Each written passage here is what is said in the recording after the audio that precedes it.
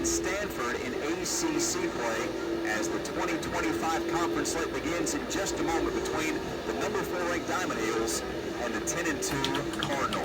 Dave Nathan and Ben Mihalovich saying hello from Chapel Hill. And Ben, if there's been an overriding theme of this set of Diamond Eagles so far, it's that they can't lose. A perfect 13-0 for the first time since 2013. Yeah, Carolina's been able to do it really in every which way. We've seen recently the Tar Heels going with the long ball. Hunter Stokely, a big week last week to earn ACC Player of the Year honors. But the man on the mound, Jason DeCaro, has been pretty good too for the Heels. The pitching as a whole has been excellent for Carolina. It's going to take almost a perfectly played game from Stanford just to get one against these Tar Heels.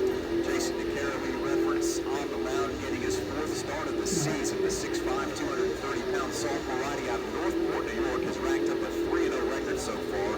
An ERA of 0.50. That's best in the ACC. He leads the conference in innings pitched with 18. And he's among the leaders in opposing batting average at just 145. So a lot of things going DeCaro's way as he gets ready to face off against the top third of the Stanford lineup. Trevor Haskins, Brandon Larson, and Rentaro Sasaki. Carolina in their home whites with Carolina blue ball caps. And if you opt for the Carolina blue sleeves poking out from underneath, as DeCaro does. Stanford in the black tops, gray pants, and black helmets as DeCaro stands tall atop the mound, kicks and fires. And he sends a fastball right by the swing and miss of Trevor Haskins. We are off and running. Our official Reed's Jewelers first pitch time came away at 4:02. Reed's Jewelers, your home for fine Swiss timepieces, beautiful diamonds, and the world's most luxurious jewelry brands. Here's the 0-1 to Haskins, a righty. Swung past another hitter. That touched 94, and DeCaro out in front of the Stanford third baseman. No balls and 2 strikes. Yeah, a little more velocity this year from Jason DeCaro, up to 94 now. And if he's hitting his spot on that outer corner, it could be really dangerous. DeCaro into his motion and brings the fastball just low. A ball and 2 strikes, the count to Haskins. Leading off for the Cardinal, hitting .346 in his senior campaign. Team leader with 5 homers and 17 RBIs. Carolina plays him straight up as DeCaro again works him out of the windup. A 1-2. Fastball lifted into shallow center field. Kane Kepley waits and makes the catch for the first out of today's game. Haskins set down on the fly ball to center, and that brings Larson to the plate. A scoreless game in the top half of the first. Larson, the designated hitter, stands in from the left side, leading the Cardinal in batting average. .421 so far. He's 8 for 19 in 2025. One of those 8 hits a long ball. He's driven in 4. Only 2 Stanford bats in this lineup hitting below 300. First pitch. DeCaro sticks with the fastball. It's been working, and it connects on the strike zone. 0-1 the count to Larson. Big kid, 6'6", 242 pounds. Occupies all sorts of real estate in the left-handed batter's box. The 0-1. Swing and a miss at a high fastball. Might have been outside, but Larson liked it, but he couldn't touch it. And DeCaro, for the second consecutive time, jumps out in front of a Stanford hitter, 0-2. Yeah, well, with that frame, Larson should be able to reach the outside pitches. DeCaro sets to fire, and he blows him away on another fastball. That's strike 3. Down goes Larson. It's the second out of the inning, and DeCaro, safe to say, so far is dealing. DeCaro just steps right on the mound and goes to work. Strictly business from the Tar Heel sophomore. So with the bases clear and 2 away in the top of the first, no score between Carolina and Stanford. Here comes Rentaro Sasaki, the ballyhooed freshman out of Japan. The lefty waits the first pitch from DeCaro and zips it foul off to the left side. It's 0-1 to Sasaki. .360 hitter, hasn't homered yet, but has driven in 14. Carolina shifts around, protecting the right side.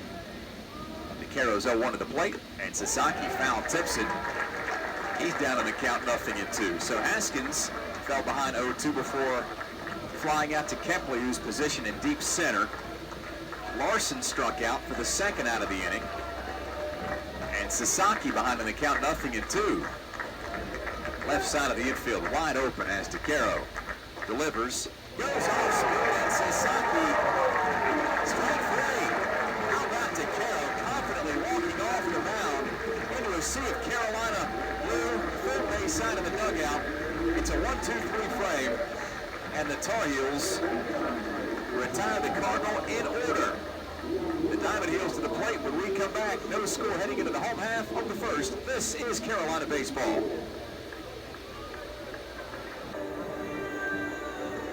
Projectable guy, and what that does, you notice his long legs on the mound. He has a really long stride towards home plate, and so that can make a pitch look 2 or 3 miles an hour faster than it actually is coming in, just because he starts the pitch so much closer to home plate. First inning temperature brought to you by B&T Heating and Air Conditioning. B&T Heating and Air, family owned, and doing it right the first time every time. We're currently sitting at 56 degrees and cloudy. Tough to see any blue overhead with the lights on, ringing around Washington Stadium. The first ACC matchup of the season between Carolina and Stanford. Here's Kane Kepley to lead things off. He's followed by Luke Stevenson and Gavin Gallagher. Hunter Stokely, Tyson Bass, Alex Madera round out the middle third of the order. Then it's Perry Harden, Sam Angelo, and Jackson Vanderbrake. Starting lineups are presented by Coors Light, Mountain Total Refreshment, Choose Chill, an official beer of your North Carolina Tar Heels. Celebrate responsibly. First pitch from Scott to the lefty. It's a called strike, and Kepley falls behind 0-1. The junior hits .326 on the season, 8 driven in. The second offering came inside, and that hit Kepley. The 8th time Kepley's been hit this year, and that's the first time Scott has hit an opponent. The Tar Heels have the leadoff man aboard. Kepley's just been a magnet for the baseball when he's in that left-handed batter's box. And maybe the last guy you want to hit in this Carolina lineup with his ability to take second and even third base. And if Stevenson gets a single, you can expect Kepley to try and get 2 bases out of it. Kepley already led the ACC in plunks. Tack on 1 more to the tally. He's over at first base. Sasaki holds the runner, and here's Luke Stevenson, another lefty. The shift on, protecting against the pull as the first pitch fastball lands inside, and it's 1 ball and no strikes to Stevenson. .261 average on the early season, second on the team with 3 homers, and also number 2 on the Tar Heels with 13 RBIs. As we've got no score in the bottom of 1, Kepley draws the attention of Scott, who whips a throw over to first, and the Tar Heel leadoff man is back aboard safely. So it's Sasaki holding the runner. Jimmy Nadai playing about a step or 2 back on the outfield grass at second. The shortstop, Timo Becerro, behind the bag. Next pitch, that's bouncing between second and short. It's into right center field. Kepley takes a quick turnaround second, slides in feet first to third. The throw goes to third, and Johnny on the spot. Luke Stevenson slides into second. He takes the base, and Carolina's got 2 in scoring position. These are the little things that we talk about. In order to beat Carolina, you have to do the little things right. Stanford just barely misses the cutoff man. Ball escapes, trickles down to the third baseman, Haskins. That allows Stevenson an extra 90 feet and 2 guys in scoring position for Gavin Gallagher. Gallagher's season got off to a slow start, but he has accelerated, going 9 for 21 over his last 5. Including the game-winning sac fly to beat Coastal midweek 5-4 in 11 innings. The first pitch. Fastball down and away from the righty. A ball and no strikes to Gallagher. His average has jumped up to .265 because of the recent success. A home run, 10 RBIs, and a chance to add to that RBI number with 2 in scoring position and nobody down. The 1-0. Check the swing on a pitch that was outside, but appeal down to first says that's a strike, and the count to Gavin is 1-1. Jeff Gosney calling the balls and strikes this afternoon. Blake Felix down the line at first. Greg Charles, the second base umpire, with his hands on his knees on the dirt. The third base umpire is Chris Ward. The 1-1. Gallagher foul tips it at the plate. He falls behind in the count. 1-2 to Scott, getting his 4th start this year. It's his 31st career start. He's been around the block, and he tries to get Stanford off to a good start in its ACC debut against the number 4 ranked Diamond Heels today in Chapel Hill. A 1-2 pitch to Gallagher. And a swing and miss, strike 3. The ball lands in the dirt. Catcher picks it up, throws on the foul side of the line down to first. Sasaki covering, and Gallagher retired for the first out of the inning. Neither runner goes too far off the bases as Kepley still stuck over at third, and Stevenson at second. For the hottest hitter of them all, Hunter Stokely next up in the Carolina lineup, as we've got no score in the bottom half of the first inning. Reigning ACC Player of the Week. Last week he hit 4 home runs, which is double any production in previous weeks. Stokely, a left-handed hitter, awaits as Scott comes set from out of the stretch. Scott takes a long look to second base. Pitch clock at 1 second as he uncorks the first pitch fastball that Stokely can't touch. 0-1. Feels like something is going on with the pitch clock every time Stokely's at the plate. Yeah, Kepley's the guy that takes all the HBPs. Stokely's the guy that's been getting the non-eye contact, shall we say, from 60 feet away. Pitch clock again dwindling inside of 5 seconds as Scott's 0-1. Foul tip back to the screen, and it's 0-2 to Carolina's big first baseman, hitting a team best .438. Team leader in homers with 4 and RBIs with 17. He hits with 1 away in the bottom of the first. Kepley at third base, Stevenson at second. 1 down as Carolina tries to go ahead here early on Stanford. Scott's been trying to go inside to Stokely, jam him on the hands. The 0-2. High, and it's 1-2 to Stokely. Before Scott's next pitch, let's give you the Cardinal defensive line with Charlie Somm behind the plate catching. Sasaki off the line on the dirt over at first. Jimmy Nadai moderately positioned at second base. The shortstop, Timo Becerra. Trevor Haskins at the hot corner. The outfield in just a moment as the 1-2 lands low, and it's 2-2 to Stokely. Tatum Marsh and left. Charlie Bates, the center fielder, and Brady Reynolds out and right pacing around. 2 balls and 2 strikes to Hunter Stokely. Scott's got all the pace of a reliever here in a starting role. The 2-2. 6 low and inside, and after Stokely fell behind 0-2, the disciplined eye has forced the payoff pitch from Scott. Patience is the name of the game at the plate for the Heels. Just as comfortable taking a walk as they are taking a single. Here's the 3-2 from the righty to the lefty. Stokely takes a swing and bounces over to second base. That's good enough to get the run in. As Kepley scores to make it 1-0. Stokely thrown out at first, and Stevenson advances to third base. Carolina's got the early lead, 1-0 in the bottom half of 1.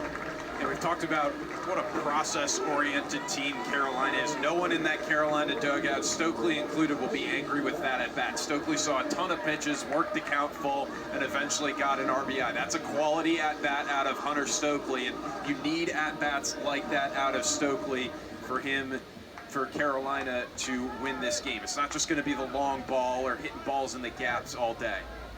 Here's Tyson Bass next up from the right side with 2 away and a runner at third. Heels up 1-0 on Stanford. Initial offering, not flowing outside. 1-0 to Bass. His average has climbed up to 278 after a slow start coming over from North Carolina Wesleyan. A home run, 13 RBIs for the native of Lucama. The 1-0. Off speed, lifted into shallow right. Sasaki giving chase in foul territory is called off by the right fielder. So it seemed, but nobody gets to it. Reynolds was crashing in hard from the outfield. He lost his cat, couldn't get to the ball.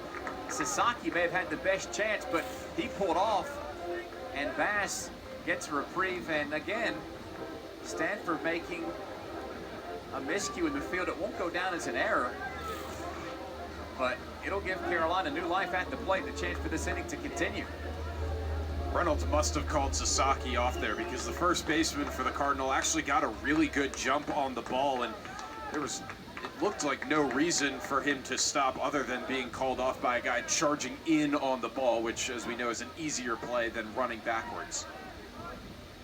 1 ball and 1 strike, the count to Bass as Scott fires off the top of the glove of Psalm. Fortunately, it falls just behind the batter's box for Stanford, and the count moves to 2-1 to Bass. So the inning got started with Kepley being hit by a pitch.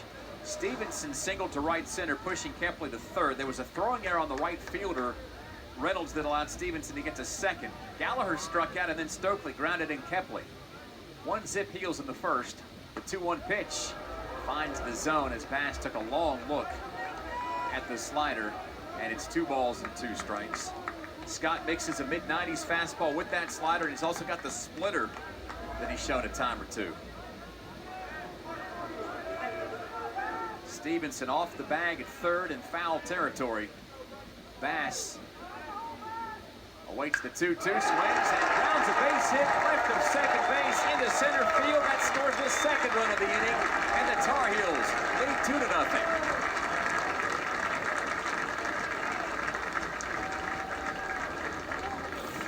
Two-strike swing from Tyson Bass. Shorten up, get the ball on the ground, and we know Tyson Bass, every time he's asked, he says, hey, I just want to hit the ball as hard as I can. He's not really thinking about doing too much else when he is in the batter's box. And well, the ball didn't have much air under it. It was laced through the infield. 14th RBI on the season for Bass, and again, you go back to that pop-up in foul territory that wasn't caught. It leads to Carolina scoring the second run of the inning and taking a 2-0 lead on Stanford. And it brings Alex Madera to the plate with 2 away and a runner at first. Madera, patient lefty as Bass takes off, got a great jump from first. The throw down to second, it's bobbled, and in with the steal is Bass. That's his 6th in 2025, and for Carolina, the 26th on the season. The Tar Heels top 50 in the country in swipes.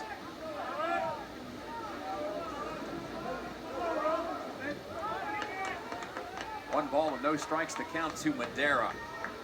His average right at 340.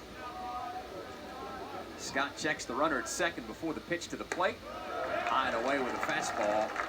2-0, and again, the error, the misplayed ball, the pitch count for Scott may be going through the roof here before we get into the middle innings. Yeah, absolutely. This is what Carolina wants, is to see a bunch of pitches, get guys through the order. This is Scott's 23rd pitch of the inning. And that falls low for ball 3. Madera in a commanding spot ahead in the count 3-0. He checks down the line at third base where Coach Forbes is positioned inside the coach's box. Coach Jackson right at the first base coach's box with Bass at second. The 3-0. Waist-high strength. Fastball makes it 3-1 to Madera. Something to note going back to the stolen base, Matt Scott's time to home, his delivery time once he starts his windup is about 1.7 seconds, which is a lot. And with the speed Carolina has in this lineup, the Tar Heels will take advantage of that. The 3-1 to Madera. Paints the black outer half against the lefty. The count is full. Scott had only allowed 3 runs on the entire season through 17 1/3 entering play today. Carolina's dinged him up for 2 runs already through just 2/3 of an inning. The payoff pitch. Bass jumping around at second base. Scott fires. There lines a foul ball the other way and out of play. He'll see another pitch with Carolina up on Stanford 2-0 in the bottom half of the first inning.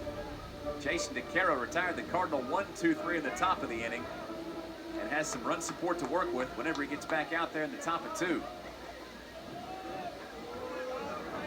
Madera's got that back left foot on the back line of the chalk in the left-handed batter's box. Psalm, the catcher, sets up behind him. The second 3-2 pitch, and Madera lines that into center field. Bass running on contact, tugs around third base. 3-0 Carolina. Madera with the 2-out RBI single. It was clear after the foul ball that Madera was looking to hit the ball either up the middle or the other way. He was being shifted so that there were 3 Cardinal infielders on the right side of second base towards the pole side of Madera, and with only the third baseman Haskins on the left side of the infield, Madera wanted to put something either right up the middle or the other way, which he knew would have the best chance for the ball to get through. And if that ball gets through, there's no way Tyson Bass isn't scoring. Already a mound meeting for Stanford with Carolina leading 3-0 in the bottom half of the first inning. It's been a hit batter, an error, a misplayed ball in foul territory, and consecutive 2-out singles by Bass and Madera that have the Tar Heels out in front of Stanford 3-0 in the opening game of the series. Just the 4th ever meeting between 2 of the 6 winningest programs all time in college baseball history. There's just so much tradition on either side of the country that's come together here today in Chapel Hill. And to think Carolina's been to Omaha 12 times, Stanford's been 19 times, and the 2 have only been to the same College World Series once, which was in 2008. So the mound meeting breaks up, and Scott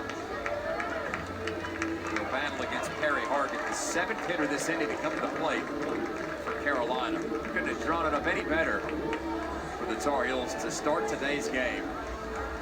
DeCaro got Haskins to fly out, then struck out Larson and Sasaki, and the offense has gone to work to the tune of 3 runs on 3 hits. Madera leads off of first. Sasaki holds the runner. Hargett takes the ball low from the right side. 1-0. It's been a very tight strike zone so far for Jeff Gosti behind the plate. Certainly the hitters aren't going to take issue with that. The pitchers, though, they have to adjust. The 1-0. There's a fastball that checks in at the knees. It's a 1-ball, 1-strike count to the freshman Hargett. Hitting .368. Didn't become an everyday player until the last week or so, but he has gotten off to a hot start, homering in his debut, getting 3 hits in his first game. As he swings and 2 hops to short, and it's an easy throw for Becerra to Nadai, covering second on the 6-4 fielder's choice. That ends the inning. But the Tar Heels get 3 runs on 3 hits. Stanford commits an error, and there's 1 man left on base. The Tar Heels take a 3-0 lead into the second. This is Carolina baseball.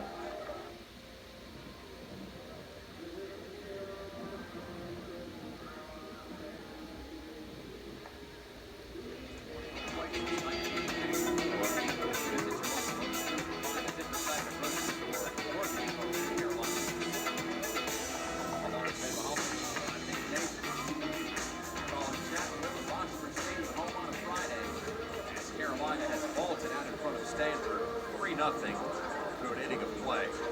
Top of the second begins with Charlie Saul, the catcher, hitting cleanup. And it's Jimmy Nadai, the second baseman. Brady Reynolds, the right fielder, due up third as DeCaro already working on a 2-strikeout performance. After Kane just 3 Stony Brook Seawolves in his last outing, but a career best 7 2/3 in that matchup as Carolina went on to win 16-2. Saw him a right-handed hitter at the plate. Caro's first pitch between the knees and the waist. Fastball for a strike. And it's 0-1 to Saul, hitting .244 in his senior campaign. He's gone deep twice and driven in 7. The 0-1. Good slider by DeCaro. On the check swing, the appeal down to first. It's confirmed. Strike 2. It's Groundhog Day, Ben, with all these 0-2 counts that DeCaro has commanded. Cardinal at the plate. He's thrown just 1 ball so far. The 0-2. Well, then you had to go ahead and I knew I was going to do it. I knew that was going to happen as soon as I said it. Fastball outside. 1-2 the count to Saul. Leading off the second for Stanford. Next pitch. Into the dirt, ball 2, and it's a 2-ball, 2-strike count. So DeCaro showed off the fastball almost exclusively in the first inning. He's got a slider and a changeup, and his favorite pitch to throw at 2 strikes is that devastating curveball. A shift in the outfield, anticipating Saul to go the other way as the 2-2 pitch. Almost got him to check his swing again. This time, no swing, says Blake Felix down the line at first, and the count full to Saul, Stanford starting catcher. That devastating slider. I don't think it broke until it was over the dirt, and it started over the middle of the plate and wound up in the lefty batter's box. Payoff pitch in a righty-righty matchup. Vaquero gets it, looking, strike three. Fastball, outside corner, and Song takes a long walk back to the visitor's dugout. How nice must it be to have Luke Stevenson behind the plate? I'm not saying that pitch was off the plate, but Steven made sure that there was no question as to whether or not it was strike three. Now there's an art form to framing those pitches, and Stevenson has come close to mastering it in just his second season as a Tar Heel. So there's one down in the second, heels up 3-zip, base is clear, and Nati, the second baseman, at the plate from the right side. Takes a fastball off the plate. It's 1-0. To the Sydney, Australia product. They have come from all points on the globe to Palo Alto to play for Stanford, and Nati, one of the international players. Second pitch pops away on another heater. It's 2-0 to Nati, hitting an even 300. He's gone yard once and driven in 11 thus far in 2025. Vaquero's 2-0. Popped up and fouled back out of play. 2-1 the count to Nati, hitting fifth in head coach David Esker's Friday lineup. These two teams will tangle again tomorrow at 1 o'clock and again on Sunday at 1 p.m. as well. Vaquero's 2-1, curveball, and that even confused Stevenson as much break as it had, went off the top of his glove and bounced behind him. It's a 3-1 count to Nati. One down to the top of the second, nobody aboard for Stanford, and the Tar Heels holding a 3-0 lead. Vaquero puts the glove in front of his face before he offers up the 3-1. High fastball. Nati took a cut on and couldn't touch it. The count once again full.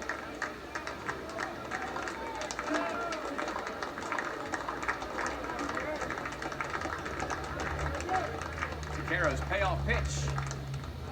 And he airmailed Stevenson. It's a walk down to first base, and Nati, the first base runner of the ball game for Stanford. So, Vaquero, 16 strikeouts on the season. That's his fifth walk, and it brings Brady Reynolds to the plate with 1 out, 1 on.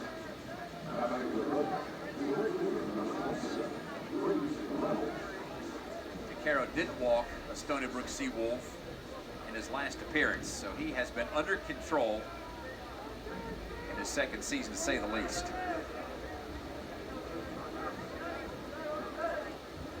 Here's the first pitch to Reynolds, a left-handed hitter. Foul tip into the catcher's glove. Quickly 0-1 to the sophomore from Bakersfield. Reynolds hitting a sizzling .378 entering play. He's tied for the team lead with 5 homers. Second on the Stanford roster with 15 driven in. The 0-1. Fastball has been devastating for Vaquero. A swing and miss, strike 2, and Reynolds in a 0-2 hole. Something to keep an eye on is Vaquero, once he has come set, has barely looked back at Nati. After giving up the walk, he wants to settle back in and focus on attacking the strike zone. Nati has a good lead over first as Stokely holds it. Vaquero from out of the stretch. Blows the fastball by Reynolds for strike 3, and down he goes. Fourth strikeout of the ball game for Vaquero, and this one's just gotten started. In the top of the second, Carolina leads Stanford 3-0.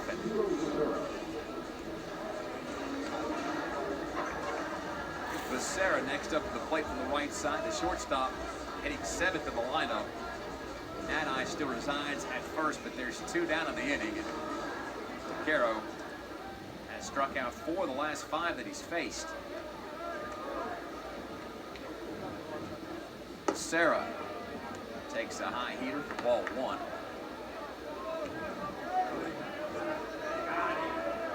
Bottom half of the Stanford lineup, it's better than 294. And everybody outside of Bates up above 300. Bates would be next if the inning continues. The 1-0.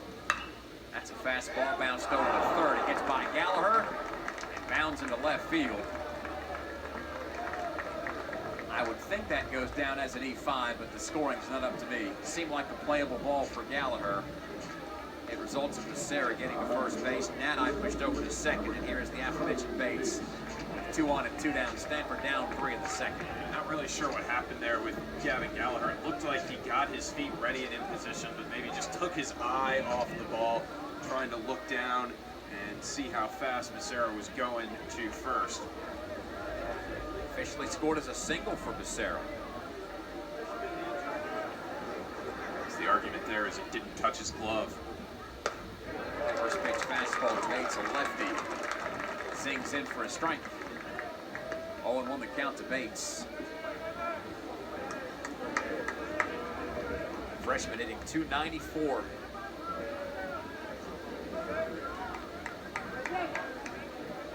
Caro checks the runner at second. The 0-1 to the plate. Fly ball. Hit deep to left. It's got some carry and twisting around. Hargett has it go over his head and land near the wall. 1 run comes in. The second run scores, and standing at second is Charlie Bates. On what will go down as a 2 RBI double, but in reality, probably should have been out number 3. The ball had a ton of slice on it, so Perry Hargett, the left fielder, started running towards left center near the scoreboard, and then the ball started slicing back towards the foul line, and Hargett had to turn around almost like a wide receiver or a defensive back adjusting when the ball is in the air. And when you turn around, you really lose focus of the baseball. And baseball slicing like that can make up a lot of ground on you, and so once he started to turn, it was unlikely that he would make a play. The 9-hole hitter Tatum Marsh up to the plate with Stanford down to run 3-2. Caro starts him off with a fastball down Franklin Street, 0-1. So again, a 2 RBI double for Charlie Bates. He stands the inning, and Carolina's lead's been cut to 1. Again, those fly balls probably look a little easier to play up here in the booth as opposed to being down there on the field. The 0-1. Curveball, knocked foul the other way, and it's 0-2 to Marsh. His average sits at .361 with 1 homer and 7 driven in his freshman campaign.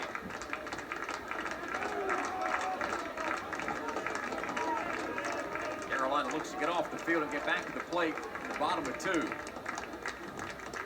First the 0-2. Caro off the curveball. It fell low and away, and it moves the count to Marsh to a ball and 2 strikes.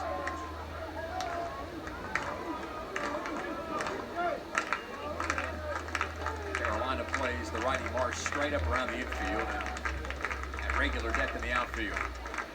Caro checks the runner at second. Sends a curveball to the plate. That's whisked foul near the first base dugout, inhabited by Stanford. Still 1-2. Some fresh baseballs brought out to our home plate umpire, Jeff Gosney. He's a 2-pocket guy.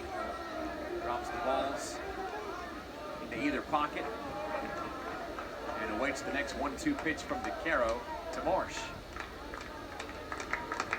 Glanced to second by the Carolina hurler, and a throw that way. It's a close call, but the runner is back in time just underneath the tag of Vanderbrake, the second baseman, going over to cover. Vanderbrake didn't even catch the ball, so it wouldn't have mattered. It's about time DeCaro checked back in on second base. Vanderbrake's a West Coast guy, grew up in Washington State. He speaks the Stanford language, so to speak. The 1-2. Curveball, tried to nibble away at the inside corner, but no dice. As that tight strike zone merits ball 2 in the count even. As these Carolina fans continue to file into Boshamer Stadium, none too happy with the strike zone of Jeff Gosney, but to be fair, it's been tight either way. Bates still dancing around at second with the 2-2 pitch on the way. Fastball poked up into the sky, almost to top second base. Vanderbrake brings it down on the dirt, and that is hitting over on the pop-out.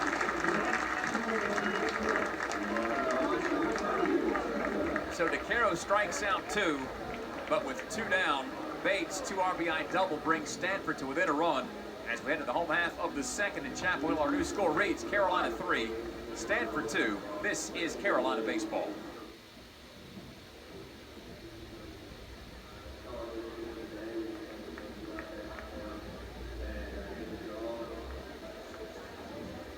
for you. It's the Tar Heel Team Store located at 120 East Franklin Street. Mention the code Carolina Baseball and receive 10% off your purchase. Exclusions apply. So, Ben, as we go to the bottom of 2, Carolina's lead has been sliced to just a run. It's 3-2. Sam Angelo hitting 8th and DHing. Due up first to face Matt Scott. Then it's Jackson Vanderbrake before we go back to the top of the order. And Kane Kepley, who scored the first run, back in the bottom of 1. I'm sure most people watching did not think we'd see early shootout signs with Jason DeCaro and Matt Scott on the mound. First pitch fastball called a strike on the outside corner to Angelo, a left-handed hitter. And it's 0-1 to the transfer from Montclair State. The 0-1. Fastball punched foul and out of play over the Carolina bullpen left side. 0-2 to Angelo. His average sits at just 167. He had been the designated hitter for Carolina until Hargett had come into the lineup. With Hargett out in left field, Angelo back as the DH. The 0-2. Tried to break something off, but it stayed high and away, and Take makes it 1-2. Infield plays Angelo traditionally. The outfield not particularly deep. The 1-2. Big pop up into shallow left center. Marsh camps underneath it, waits for gravity to do its work, and it always does. Angelo retired on the F7, and there's one down in the second. Vanderbrake to the plate with the bases clear, and Carolina leading Stanford 3-2 under overcast skies, no threat of rain. There has been a bit of a bluster tussling the flags in center field. Don't expect things to cool off too much as play goes on. It should be a mid-50s day for the most part. Vanderbrake from the right side, ducks away from a fastball up and in, and it's quickly 1-0 to the Tar Heels second baseman. 268 hitter, 4 driven, and this is his 3rd year as a Tar Heel. The 1-0. Fastball knee-high registers as a strike, and the count even 1-1. Mentioned Vanderbrake grew up in Washington State. Yakima is the city he calls home, and that's home to better than 50 wineries, if that's your thing. Next pitch just sinks low. 2 balls and a strike to Vanderbrake. Is that your thing, Dave? Not while I'm on the clock.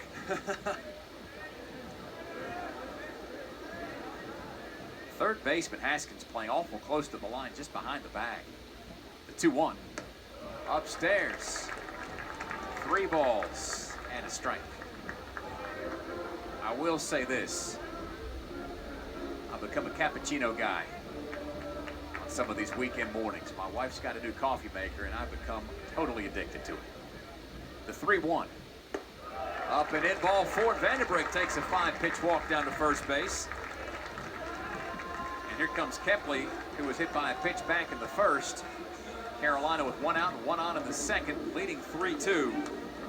And looking for more from Kane Kepley.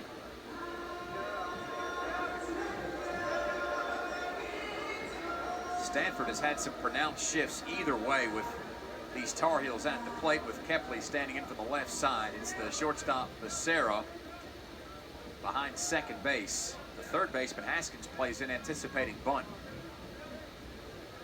Scott's pitch slashed foul and near the on-deck circle, which is where Luke Stevenson stands. 0-1 the count to Kepley.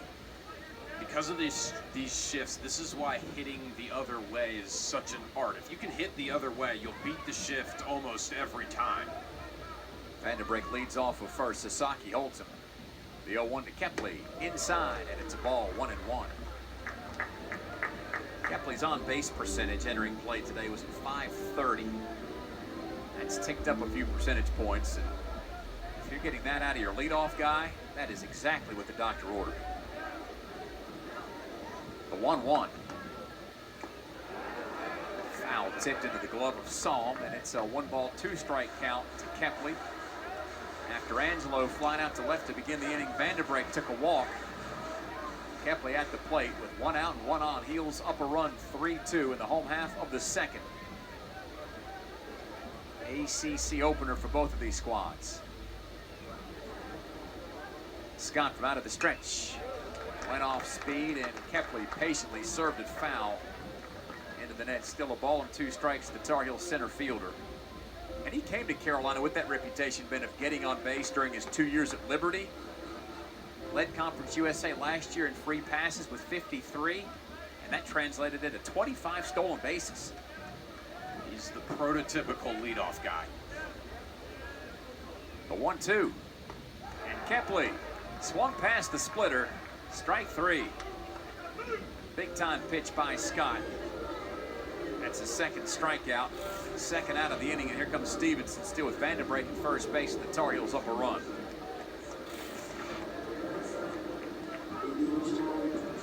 Scott, for the moment, seems to have settled into much more of a comfort zone this inning as opposed to the first when he was dinged up for 3 runs on 3 hits. Had so much time during the top of the second to sit in the dugout and think about it, go over what he did wrong and try and correct. Stevenson singled and scored last inning. First pitch to the lefty goes off speed, and Stevenson falls behind 0-1 on the swing and miss. Stevenson singled.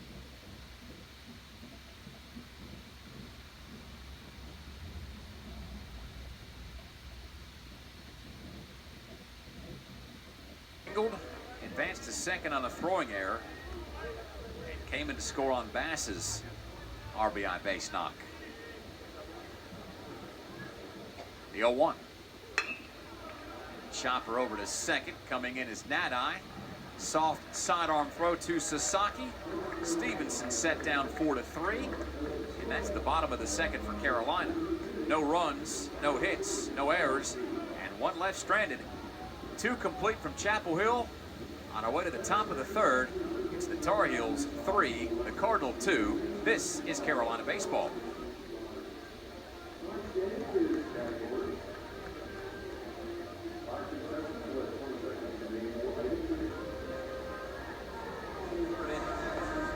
Top of the order, Haskins, Larson, and Sasaki. This was the trio that Carroll buzzed through. In the top of the first, when Haskins flied out to begin the game, Larson and Sasaki were the first 2 strikeout victims. Yeah, that's just how baseball works. The top 3 guys in the order get set down easily, and then DeCaro struggles with the rest of the order. First pitch to the righty, Haskins. Like a slider outside, 1-0. Good take by the third baseman. Carolina shifts around between second and third with the 1-0. Up and away. Fastball makes it 2-0. Outfield plays Haskins straight up, but it's Gallagher, Madera, and Vandenbrake ringing around the left side of the infield.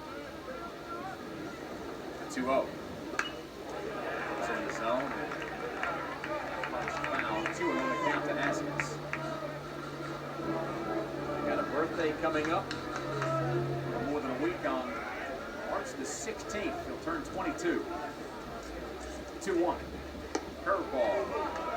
Missed inside. 3-1 as DeCaro falls further behind the leadoff hitter for Stanford in the top half of the third inning. You know, 22 is the average age in college baseball. The game has gotten older. Definitely. It was about 20 a couple of years ago. 3-1.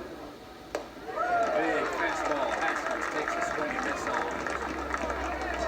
3-2, and as most coaches would tell you, the trick to college athletics now is to get old and stay old. Here's the payoff pitch. The battle of righties. DeCaro sends the fastball outside for ball 4. Haskins takes the second walk issued by the Tar Heels sophomore starter. Tell DeCaro's doing, at least trying to do, just a little bit too much with his fastball. He's yanking it away from right-handed hitters, pulling the pitch into the lefty batter's box. It's normally because he's trying to overthrow. So again, the second walk of the game for DeCaro, that ties his season high. And it brings Larson to the plate with nobody out, 1 on in the third. Heels up 3-2 on the Cardinal. First pitch to Larson. On on the fastball right by him, 0-1.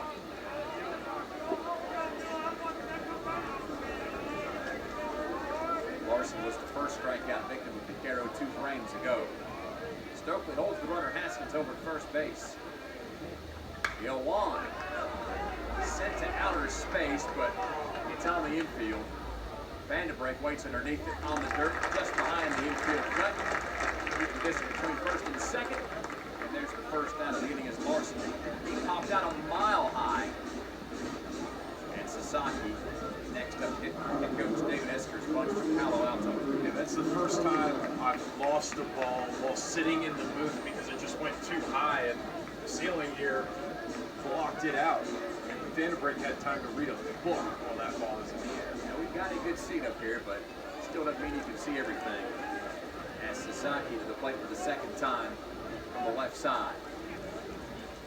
Picaro starts with a curveball, and it's 0-1. Big shift on for the freshman from out of Japan. Stokely holds the runner at first. Vandenbrink at second could almost reach out and touch the base runner Haskins. The shortstop there is traditionally where the second baseman would be, and Gallagher, the third baseman, where your shortstop normally would be positioned. The 0-1. And Sasaki lines between first and second. It's into right field. Bass goes to his knees to slide to cut it off. Going first and third is Haskins. And Sasaki has a single. Stanford has runners at the corners. And this game so far has got more plot twist with a spine off.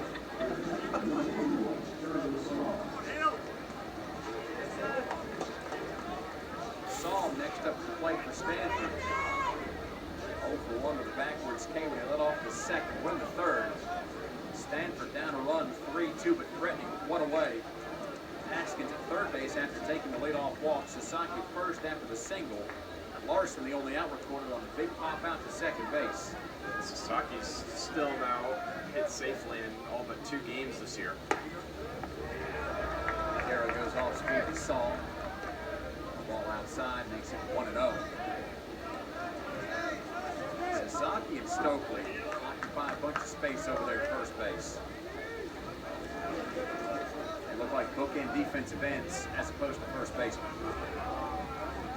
1-0. Swing and miss on the breaking ball. Excellent pitch by Picaro. Moves the count to a ball and a strike. The Stanford backstop. Thousand Oaks, California.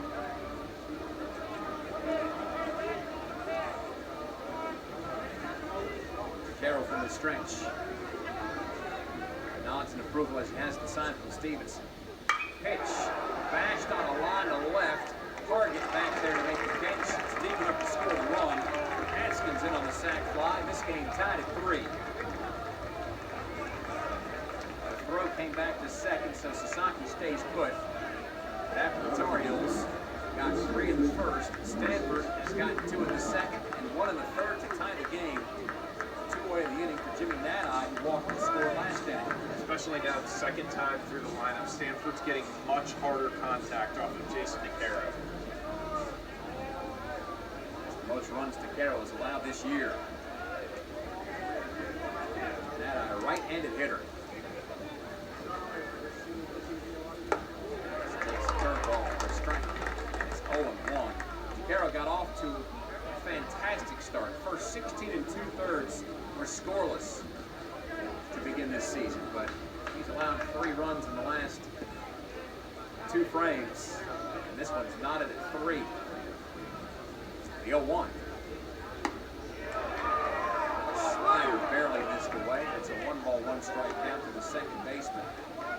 Sasaki is still over first base. He and Stokely ran into each other, and Sasaki actually knocked Stokely down over there at first base while the pitch was being delivered to be able to laugh it off. And Stokely's got a grin a mile wide over there. The 1-1. Nadi sends a fly ball deep to left center. Hargett is back at the winning track, just in front of the wall, and he makes the catch to end the inning. So Stanford gets a run to tie the game on 1 hit, no errors. 1 man left stranded. Carolina to hit with Gallagher, Stokely, and Bass, 3, 4, 5 hitters.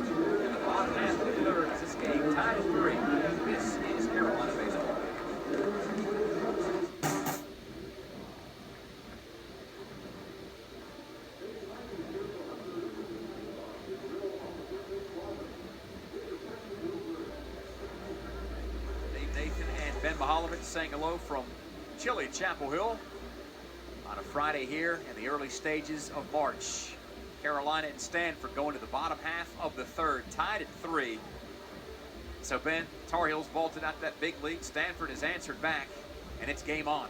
Yeah, absolutely. We knew this would be game on. First ACC game of the year for both teams. Actually, for Stanford, I guess, first ACC game ever for the Cardinal. But these are two really, really talented teams. And Stanford was picked to finish 8th in the ACC. That's not a knock on Stanford. It really just goes to show how deep the ACC is. This is a Cardinal team that, after a down year last year, after having made 3 straight appearances in Omaha, is looking to get back to not only the tournament, but back to the College World Series. Here's Gallagher, 0 for 1 with a strikeout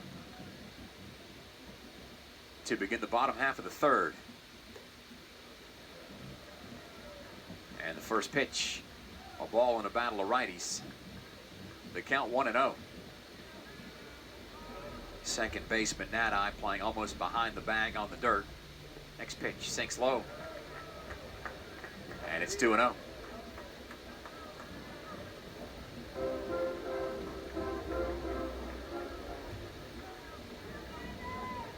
Scott taking his time.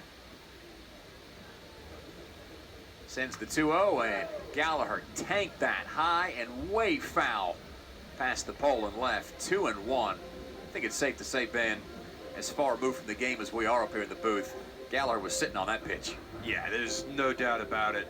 Gallagher read something in the scout where he knew what was coming. 2-0, and pitch ran a little inside, and that's why he pulled it so far foul. 2 balls and a strike, the count to the Tar Heels third baseman as Scott delivers a strike down the middle. 2-2 on the take. Stokely in the on-deck circle, and it's Tyson Bass. The 3, 4, and 5 hitters do up in Coach Forbes' order as Carolina and Stanford meet to open up ACC play. The 2-2. Chunk foul at the plate. Psalm tosses a new ball out to the mound as Scott gloves it in that unmistakably crimson glove that he has on. That'll stick out in the crowd around these parts. Yeah, if you don't already notice his 6'7" frame. Scott, a 20th round pick by Texas out of high school, but he has opted for college baseball, as so many do. Next pitch, fouled off the face mask of Psalm.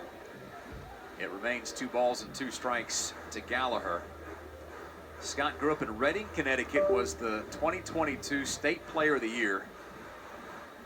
Top 40 recruit nationally when you break it down to right-handed pitchers, and a 4-time All-State performer. The 2-2.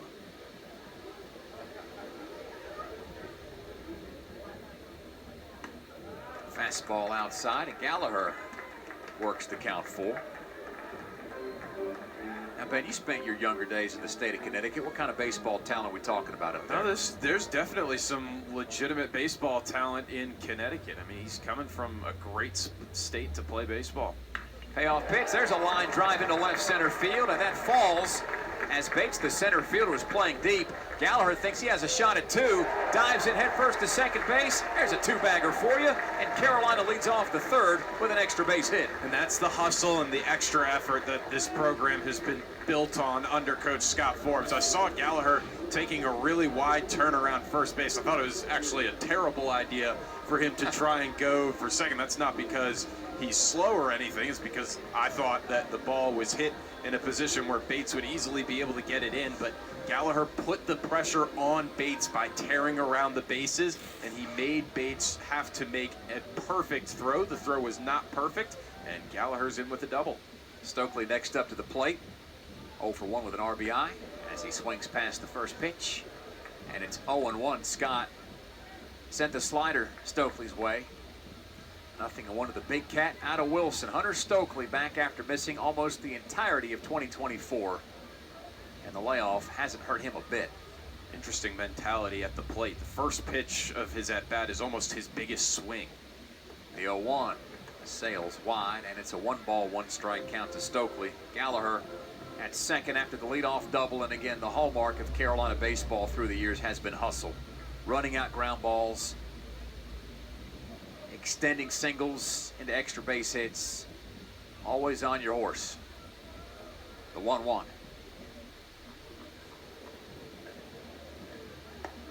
Again wide, and it's 2-1 to the graduate. Stokely, ACC Player of the Week.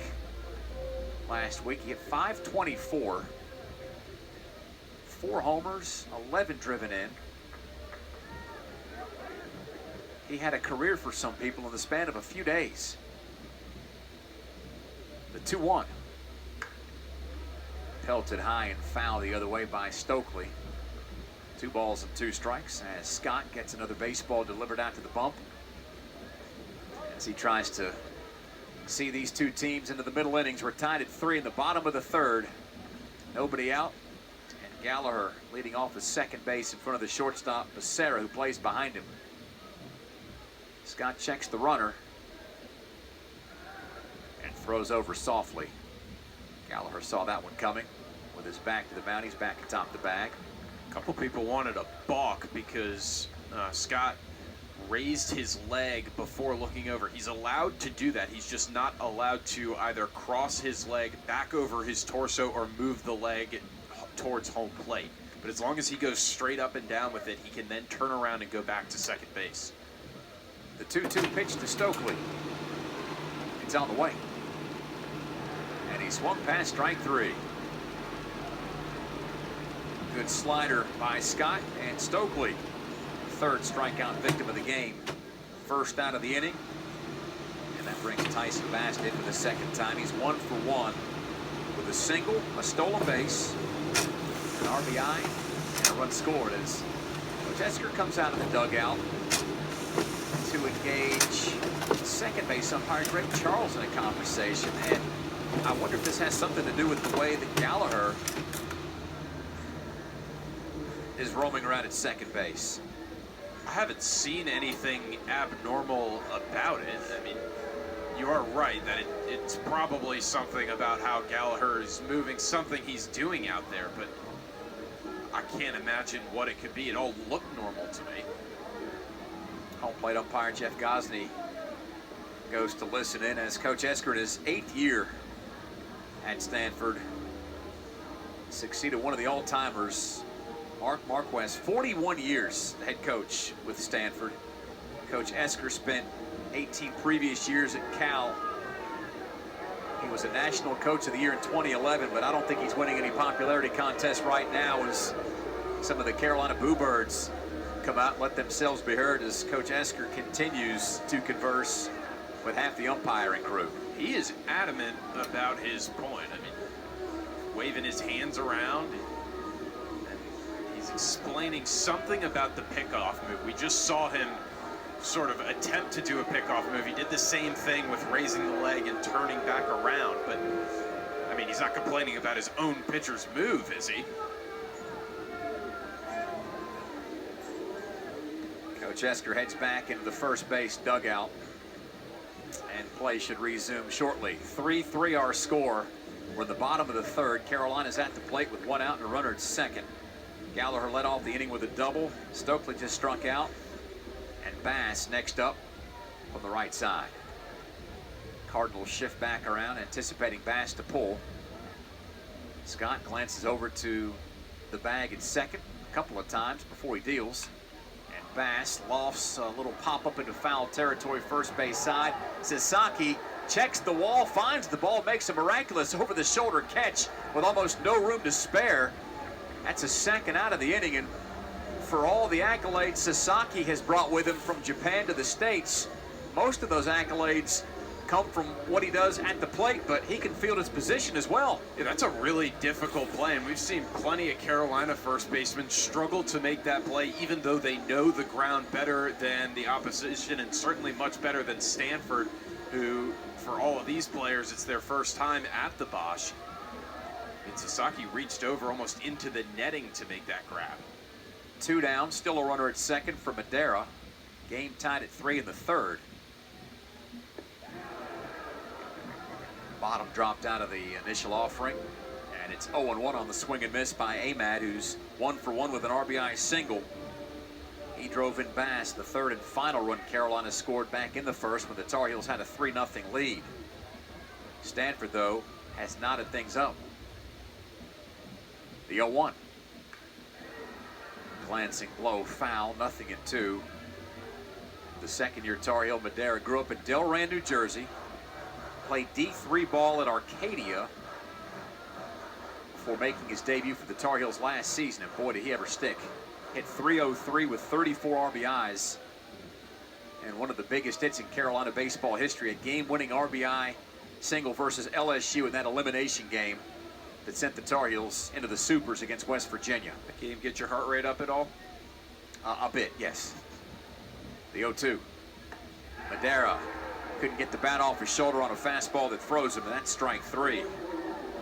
4 strikeouts in the game for Scott, and he seems to be getting better as the game gets longer.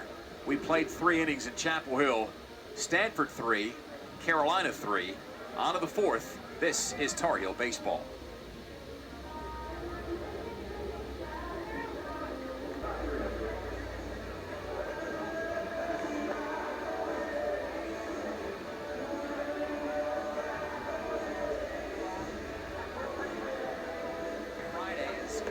Stanford match up in the first game of a 3-game series.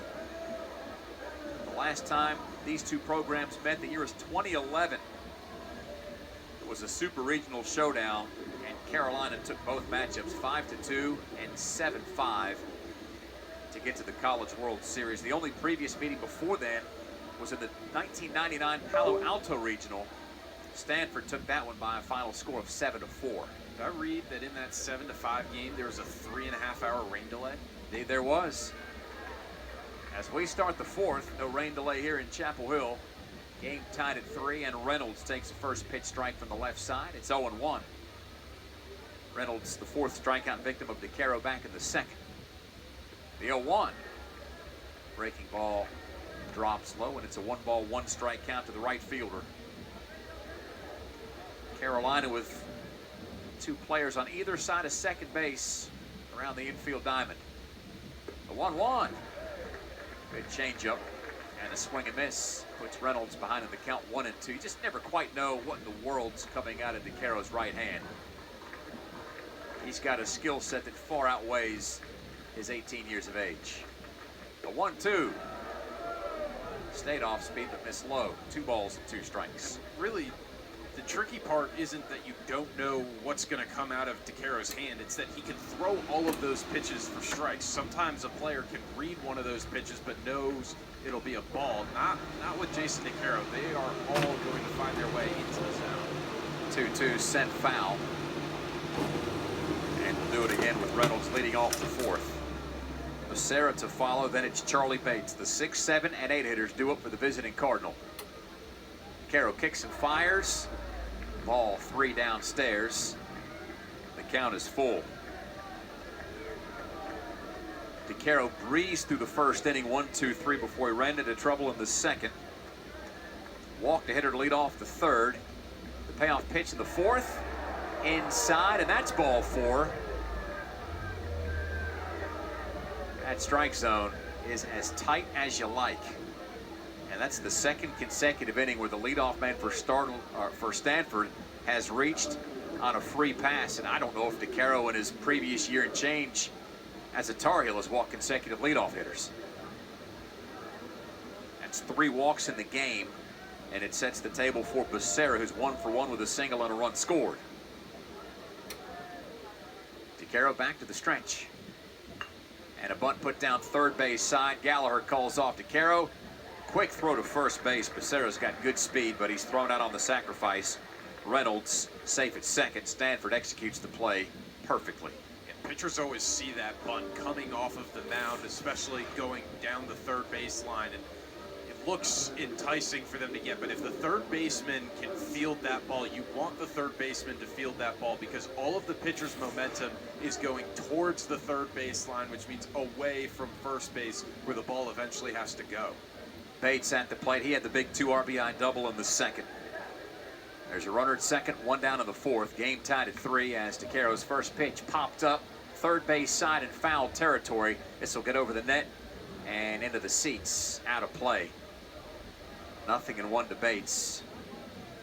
As local a kid as you can find on this roster, born at Stanford Hospital, grew up dreaming of playing for the Cardinal, and in his freshman campaign he is living out his childhood dreams here and now. The 0-1.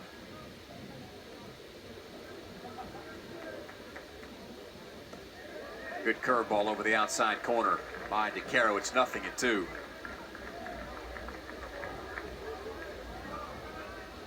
Reynolds led off the inning with a walk. Becerra bunted him over to second. The count 0-2 to Bates. DeCaro comes set from the third base side of the rubber. Glances over his right shoulder to the runner at second. Angles to the plate, and he hit him on the foot. It's an off-speed pitch that started inside and stayed inside, and a prickly inning for Carolina has just gotten a little more rough. Runners at the corners. Marsh due up next. Double play ball against Carolina off the field. I beg your pardon, it's runners at first and second. But still, again, that double play ball is in effect, but you like Carolina's chances been a lot better with 1 out and 1 on. Marsh popped out to Vandenbrake and his only other AB. Swings at the first pitch and loops a foul ball over the first base dugout. 0-1. It's where DeCaro wants to live with his fastball, is just a little bit inside on that inner third to right-handed hitters get a weak rollover.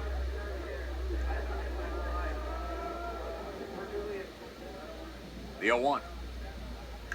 Fastball hit the other way, and that will fall fair. Rolling away from Bass into the corner near the visitors' bullpen. Reynolds scores from second. The stop sign put up for the trail runner. Bates goes first to third, and Marsh has an RBI double that puts Stanford out in front for the first time today. The Cardinal have a 4-3 lead in the top of the fourth. 2 in scoring position, still just 1 down. That ball wasn't hit extraordinarily hard, but it was hit where Carolina wasn't. And the lineup turns over to Trevor Haskins as Coach Gaines comes out to discuss things with DeCaro, visibly frustrated for the first time, throwing the rosin bag down on the rear of the mound. And this is the first time he's been hit this year. He's been borderline untouchable, and you could say that extends back into a lot of last year as well. I mean, I can't think of the last time Jason DeCaro got knocked around like this. Maybe against Duke back in May on the road, but that's about it. You go back to that NC State game in the middle of last year was the last time that DeCaro took some lumps. But since then, and we're going back almost a full year, his ERA had been hovering around 2.5. In that state game, DeCaro gave up 5 runs on 6 hits in just 2 1/3. That was the most runs he'd given up. And it also tied his career high for hits allowed. So the mound meeting is over and we're back to business. Haskins at the plate from the right side, and DeCaro goes back to that bread and butter curveball. A strike call over the inside corner, and it's 0-1. Haskins flied out to center to begin the game, then walked and scored in the third. We're in the fourth. It's the Cardinal 4 and the Tar Heels 3 as some bodies make tracks down to the Carolina bullpen. The 0-1. Wipeout slider sends Haskins into a 0-2 hole on the swing and miss.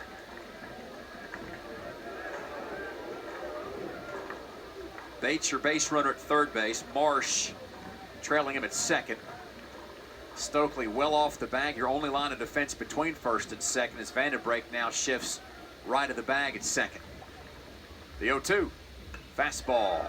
Ping foul and out of play. Still 0-2 the count to Haskins.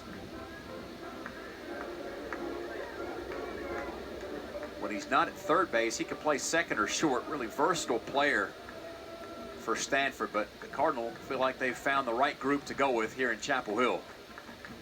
The 0-2. Slider missed outside, and a good take by Haskins. A ball and 2 strikes. Arrow's now over 65 pitches in just the 4th inning. His counterpart Scott up around 60 pitches as well through 3 innings. The 1-2. Change speeds and gets the swing and miss, strike 3. High throw by Stevenson down to first base. Stokely gets his foot on the bag. The 2 runners stay put. That's an enormous second out. But the Tar Heels not out of the woods yet with Larson due up next. He's 0 for 2 with a strikeout and a pop out. Talk about how much of a big guy Stokely is. He's really athletic for his size and has great feet as well. Great job to go up, get that throw from Stevenson and come down. He's talked a couple times this year about how over the offseason he worked on his diet. He said the one big thing that he had to give up that he really didn't want to give up was donuts. Who wants to give up donuts? First pitch to Larson. A fastball down and in. 1-0, but in Stokely's defense, he's the biggest, twitchiest baseball player I can remember seeing in a while. He's got great reflexes. He's quick both at the plate, getting the bat around, and in the field as well as he's positioned on the outfield cut near the line. The 1-0. DeCaro goes back to the changeup, induces a swing and miss by Larson. Count a ball and a strike with 2 down. Runners at second and third. Stanford leads Carolina for the first time today, 4-3. Reynolds took a leadoff walk.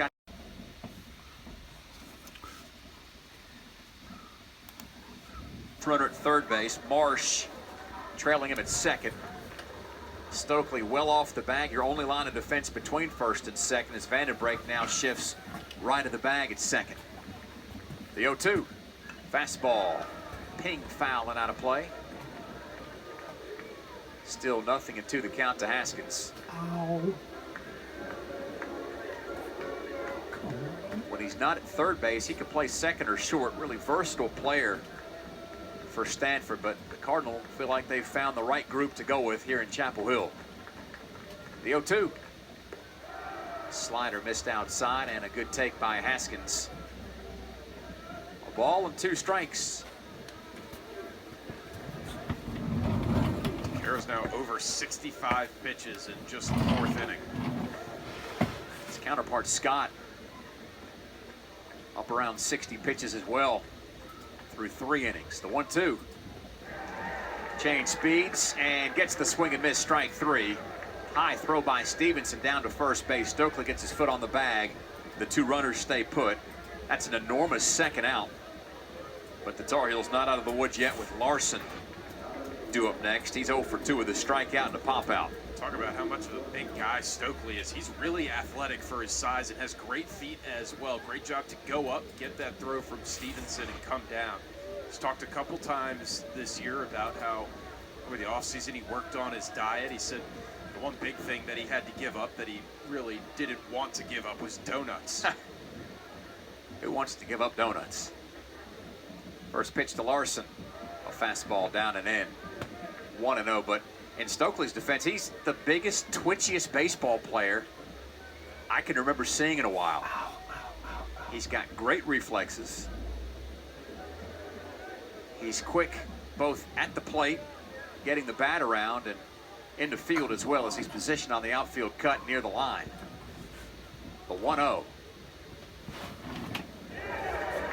DeCaro goes back to the changeup, induces a swing and miss by Larson. Count a ball and a strike with 2 down. Runners at second and third. Stanford leads Carolina for the first time today, 4-3. Reynolds took a leadoff walk, got to second base on Becerra's bunt, then scored on Marsh's RBI double. DeCaro's 1-1. That's bomb foul. The velocity certainly hasn't waned for DeCaro. That last pitch coming in at 94 miles an hour. And he's 1 pitch away from potentially getting his Tar Heel teammates off the field and into the bottom of the 4th. Carolina, by the way, has the bottom third of the order due up. Hargett, Angelo, and Vandenbrake. The 1-2. Good play by Stevenson to shift towards the hitter in the left-handed batter's box and get to that pitch in the dirt. 2 balls and 2 strikes. There is activity for Carolina in the bullpen, and you have to think this is a lot sooner than Carolina would have anticipated. Looks like Kyle Percival, the lefty, up and working. The 2-2 to Larson, reaches out and lines a base hit into right field. It takes one hop in front of Bass, who comes up throwing. One run scored. The second run comes in. Stevenson gets the ball up the third baseline and asks for time after the 2-out, 2 RBI single by Brandon Larson. That's got the Cardinal out in front of Carolina, 6-3.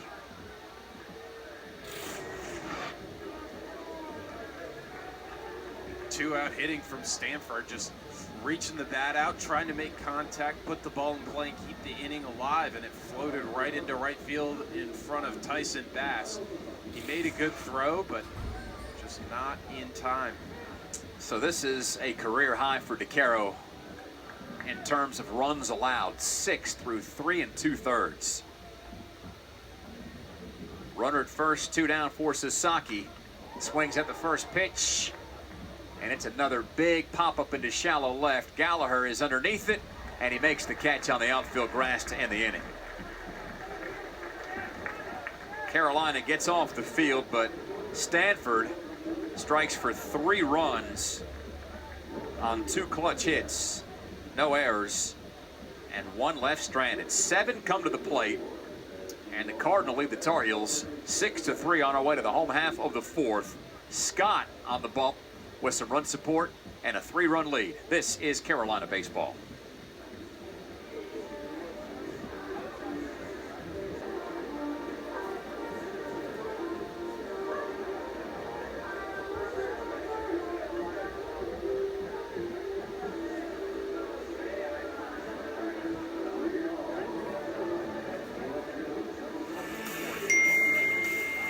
Stanford 6, Carolina 3.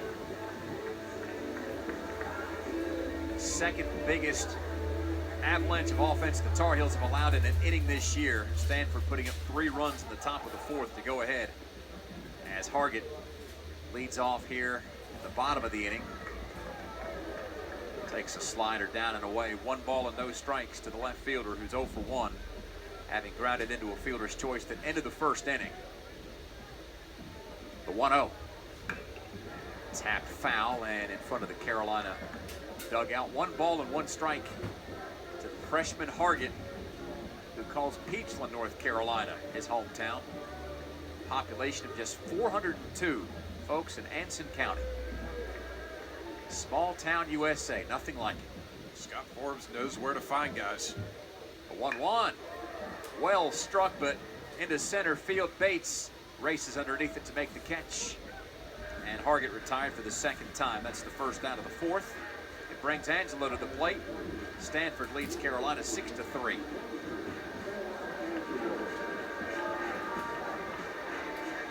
Angelo's an interesting case here at the plate. Everything at Montclair State in the Division III level. Started the year a little bit. He was actually out of the lineup in favor of Perry Hargett for a few games. Now making his way back. First pitch to Angelo. A strike down the middle. 0-1 to the Toms River, New Jersey product. Becerra, Nadai, Sasaki, all somewhere between 1st and 2nd on the right side of the infield. The expectation is for Angelo to pull. 2nd pitch, breaking ball, stays up and away. 1-1 the count with 1 away and nobody on. Stanford nursing a 3-run lead as we get into the middle innings. Next pitch, same result. Outside, 2-1. Lights are on here at Boshemer Stadium, just in front of 5:30. And a cloudy, overcast sort of Friday with temperatures in the 50s. The 2-1. He continues to stay away from Angelo, who takes ball 3, and it's 3-1. It's interesting, all of his misses have been in the exact same spot, which is up and away to Sam Angelo, and he's going off speed, only about 84, 85 miles an hour. The 3-1, that's inside, and it's ball 4. So the Tar Heels draw the 2nd walk of the evening from Scott and have a runner aboard with one away for Jackson Vanderbrake. There's no real warming up in the Stanford bullpen. I actually think a couple guys are throwing a football down there, but it is notable that there are guys in the bullpen. That was not the case an inning ago. One of the all-time greats for Stanford. Played some baseball and can throw the football as well. That's John Elway. Played 2 years of baseball in Palo Alto before going on to a fantastic Hall of Fame NFL career. First pitch, bouncing ball over to the shortstop. Becerra dives to it and throws late over to first base. Vanderbrake legs out the infield single. Angelo heads over to second base. And without the ball leaving the infield, Carolina's got 2 on. It's an underrated play there by Sasaki to go off the bag and block the baseball. A lot of guys will try and backhand it, maybe an outside shot at getting the out. Sasaki recognized that Vanderbrake was most likely going to be safe, and so he decided ball over runner. Make sure to keep the ball in the infield where it should be and not let guys get an extra 90 feet. Don't let the damage get out of control. Keep it in control. Kane Kepley due up next for Coach Forbes' Diamond Heels. He was hit by a pitch in the first, came around to score one of Carolina's 3 runs, then was the second strikeout victim of Scott in the second. We're currently in the fourth with 1 out and runners at first and second. Heels down 6-3. Scott from out of the stretch deals a laser down the middle. 0-1. Fastball still sitting in the low 90s for Scott, who's 6'7" and 245 pounds.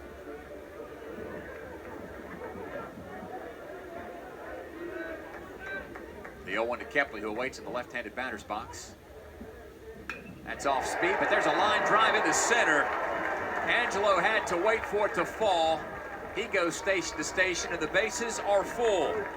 Angelo at third, Vanderbrake at second, Kepley with his first base hit at first base, and here comes Luke Stevenson in what is sure to be a big-time matchup between one of baseball's best on the mound and one of the best catchers in all the land at the plate.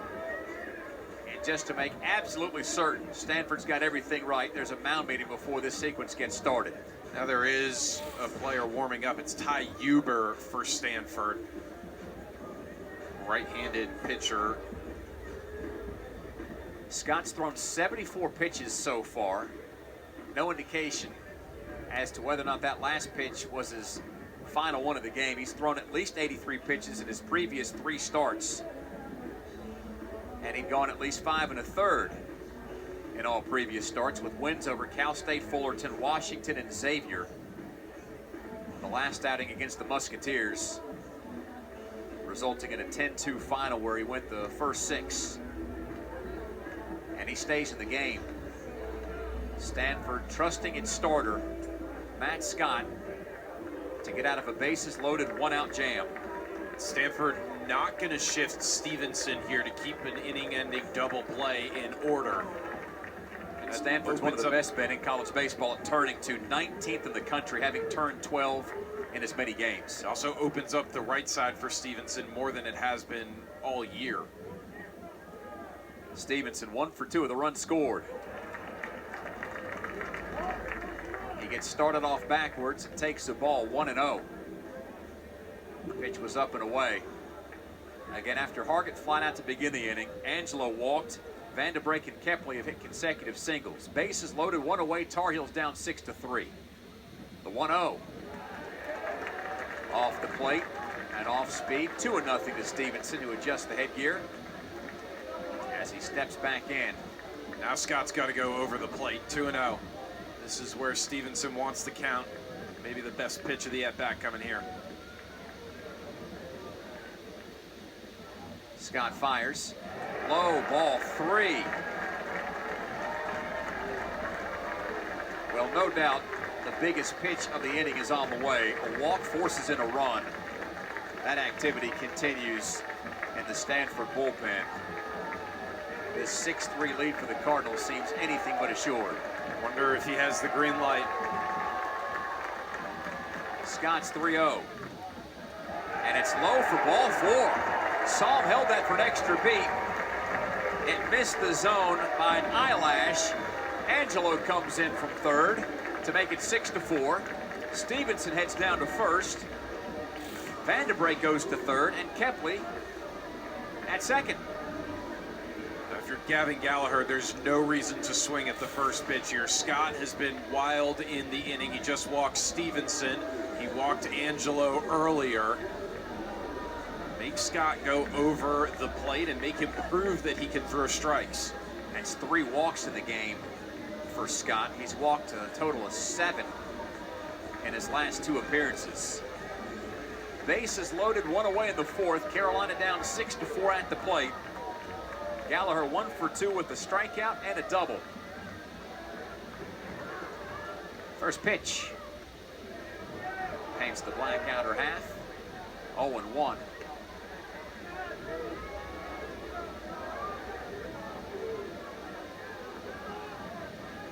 No wind to speak of on a completely overcast day in the Research Triangle. The 0-1. Fastball down and away. 1-1 to Gallagher. Gavin 2 for 5 in the only midweek game against Coastal. Scored a run and drove in the winning run with a sac fly in the 11th to send the Tar Heels to a 13-0 start for the first time in 12 years. The 1-1. Out over the plate, and that is hit into center field. It scores. Vanderbrake from third base, rounding third and coming in to score is Kepley, and we've got a brand new ball game. 6-all in the 4th. Gallagher with a 2 RBI single. Stevenson goes first to second, and Scott is in the process of getting rocked. Man, Kepley was fun to watch on that. He knew right off the bat that the ball was going to get down in center field, and he flew around third base. Thought at one point that maybe he was going to catch Vanderbrake on his way home, but all of a sudden we got a barn burner on our hands. Conventional wisdom says coming into Friday, it's a pitcher's duel. And here we are in the 4th inning. 6-6. Carolina and Stanford in an offensive onslaught. Coaches do all this preparation, you know, how will we squeak out a run or 2 against the other team's top guy? And becomes, how do we get an out against the offense? Here's Carolina's top offensive guy, Stokely, 0 for 2 with an RBI from the left side. First pitch, look out. Right in front of his face. 1 ball and no strikes to Carolina's first baseman. He grounded in a run in the 1st and then struck out in the 3rd. We are in the 4th. Stanford put up a 3 spot on the top of the frame. The Tar Heels would have answered with 3 of their own. And had runners at first and second with 1 away. The 1-0. Oh, Stokely. Big swing, but a foul ball to the backstop. Count even at 1-1, Ben. We mentioned that first swing from Stokely is always his biggest swing, and you can tell because he always finishes the swing looking out into right center field where he wishes the ball had gone. And in fairness to him, a couple times it's gone there. Scott still out of the stretch, checks to second base. Here comes the 1-1. Stokely racks that foul. 1 ball and 2 strikes. A lot of anticipation hanging on each and every one of these pitches. And we are just in the 4th. Stanford had a brief lead. The Tar Heels, as they have time and again this year, have answered. Scott steps off and both runners head back. Stevenson, your lead man at second base. Gallagher, who just singled in 2, over first.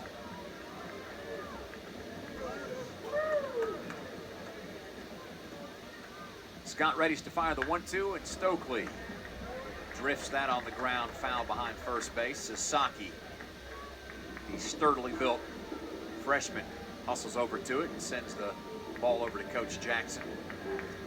Stokely's having a little bit of trouble with Scott in this at-bat. It looks like he's out in front of every pitch. If you're Scott, maybe not a bad time to try and speed up Stokely's bat and go fastball upstairs. A couple of glances to second base before the pitch to the plate. Stokely again bounces it foul into the waiting arms of Coach Jackson. It remains a ball and 2 strikes. Scott's pitch count up over 80 now. It's anybody's guess, Ben, if either of these starters can make it into the 5th. If Stokely gets a hit here, Stanford will likely go to Huber, who's the only guy warming in the Cardinal pen. How about another 1-2 from the righty to the lefty? Another foul ball. Scott dialed up the heat a little more there, 89 with a cutter, but still Stokely is out in front of the pitches. Wonder if he's anxious or what's going on. If he sits back on one, he'll be able to drive it. And Stokely's driven 4 this year out of the park. Team leader in homers. The count's still a ball and 2 strikes. Next pitch. Stokely hits that high and into the sky. Straight away center. Bates tells everybody to get away. Makes the catch. And everybody stays put on the base paths. Not deep enough to advance Stevenson. And that's 2 down. See if the Tar Heels can swing the stick in the 4th with 2 down, as they did in the 1st, when Bass and Madera both had RBI singles with 2 down. That helped give Carolina a 3-0 lead at that point. Stanford took a 6-3 lead, and now we're tied at 6. And a mound meeting for Stanford. Should be curtains for Scott, who's gotten through 3 2/3. Definitely did not have both pitchers out in the 4th inning on my bingo card today. What a wild-looking stat line for both of these guys that could conceivably be playing big-time pro ball in the coming years. Scott exits again after 3 2/3, gives up a season-high 7 hits, 6 runs, 5 earned. He walked 3 and struck out 4. And Stanford indeed makes the call to the bullpen. We call Ubers, Stanford calls Uber.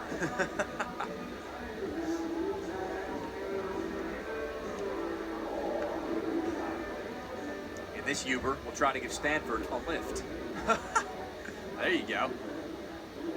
It's his 7th appearance on the season, ever with 2 first names.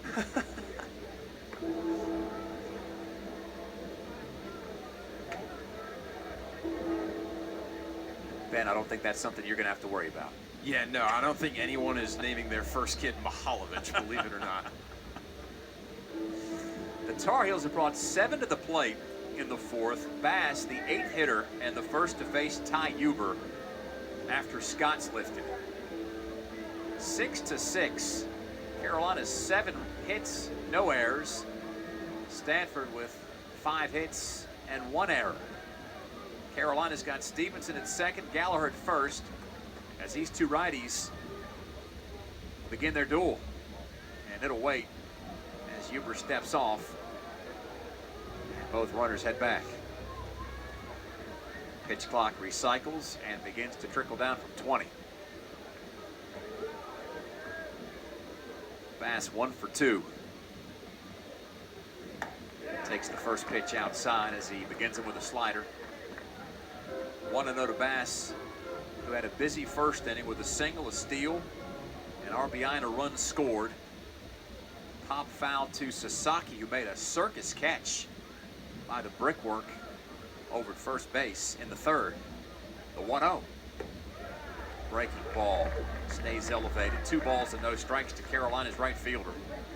It's a totally remade outfield from a season ago when Casey Cook and Vance Honeycutt and Anthony D'Onofrio patrolled the scene, but Hargett, Kepley, and Bass, your starters today. The 2-0. Like he had a pitch to hit, but it's a ball inside. 3-0 the count to Bass. Madera in the on-deck circle. Should Tyson continue this elongated bottom half of the 4th? Even though it's Bass's first year in the program, he actually knew Hunter Stokely, played with him growing up. 2 are roommates here at Carolina. The 3-0 framed well by the catcher Psalm on the outside corner. Fastball checks in for a strike, and that makes it 3-1. Bass, a very well-liked guy in the program, but a guy who everyone says marches to the beat of his own drum. That's for sure. The 3-1 Bass pops it up. Psalm loses the mask. Can he find the ball? He's called off by the third baseman, and Haskins gloves the final out of the inning.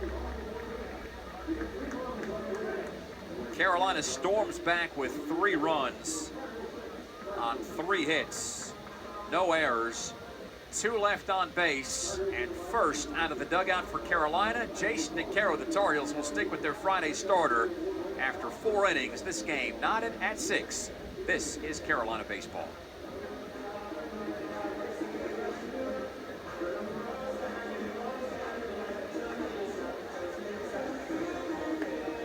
I'm Dave Nathan, and we go to the 5th, tied at 6. Jason DeCaro, as we mentioned, remains on the mound for the Tar Heels with a chance potentially to hold Stanford at bay for the time being, with Psalm, Nadi, and Reynolds, the 4, 5, and 6 hitters, do up they get their 3rd look at DeCaro.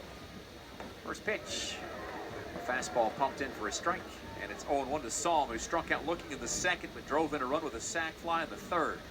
This really says a lot about the trust Coach Scott Forbes has in his 18-year-old starter. There's a slider that eludes the grasp of Stevenson. It's outside. 1 ball and 1 strike to Psalm, starting catcher in his senior campaign for Stanford. The 1-1. Breaking ball grounded to 3rd. It's hoovered up by Gallagher. Shuffles the feet, throws to 1st, and he gets his man. Psalm set down 5-3 for the first out of the inning. One thing I'm noticing on Gallagher as he fields the ball right now, and it might be the reason he let one get by him earlier in the game, is he's sort of backing his left side up instead of coming around square over the baseball, fielding the ball on his glove side. And when he does that, he becomes susceptible to a bad hop and letting a bad hop get through, as opposed to squaring the ball up and wearing a bad hop off of the chest, keeping the ball in the infield. This is Nadi from the right side, taking a first pitch strike. 0-1 to the second baseman, who walked and scored in the 2nd, flied out to Hargett left to end the 3rd. We're in the 5th, tied at 6. Carolina and Stanford opening up a huge weekend series. The 0-1. How about the fastball for strike 2? Nadi swing and a miss. Falls further behind DeCaro, who seems like he's back to where he started when he went through the Cardinal 1-2-3 in the 1st. The 0-2. Fastball up and in. A ball and 2 strikes. Now, with DeCaro on the mound, that bullpen activity has continued, and after getting a lefty up and working, there's a righty over there now. Looks like it's Ryan Lynch. The 1-2. Breaking ball, and that is destroyed high and deep to left and gone. Nadi puts Stanford back out in front, 7-6 on his 2nd home run of the season. From the moment the bat made contact with the ball, you knew it was out of here. Yeah, DeCaro just hung the curveball, and Nadi's eyes lit up, and he sure did not miss that home run. That's now a home run in 11 straight games for Stanford, 16 home runs in the last 11. The Cardinal 56th in the country in homers entering play today. The long ball gives them a 7-6 lead as Reynolds next up to the plate from the left side. Looks at ball 1 outside. It's 1-0. Reynolds struck out in the 2nd and walked and scored after leading off the 4th.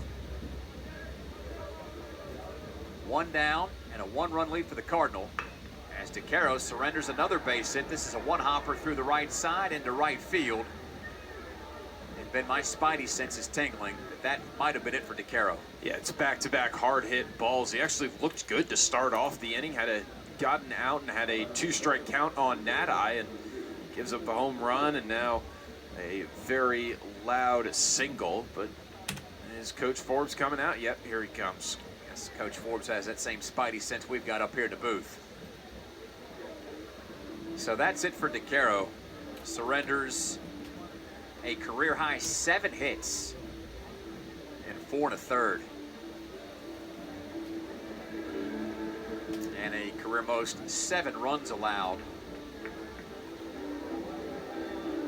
as he gets some words from Coach Forbes. And I've said this through the years, Coach Forbes, one of the most positive people I know, whether as an assistant, now as a head coach in his 5th year. There's just something about Coach Forbes that will lift you up in your downest of times. And DeCaro is probably feeling this one pretty good as he comes off the field. He'll get a nice round of applause. And the Tar Heels go into a deep and renowned bullpen as Ryan Lynch gets the call. First out of the pen for Carolina.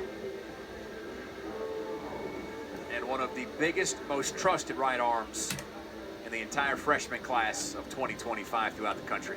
Yeah, absolutely. I mean, Lynch so far this year, just a .84 ERA in 5 appearances. He's thrown 10 2/3 innings, giving up just 7 hits. Get this, 19 strikeouts in those 10 2/3 innings of work.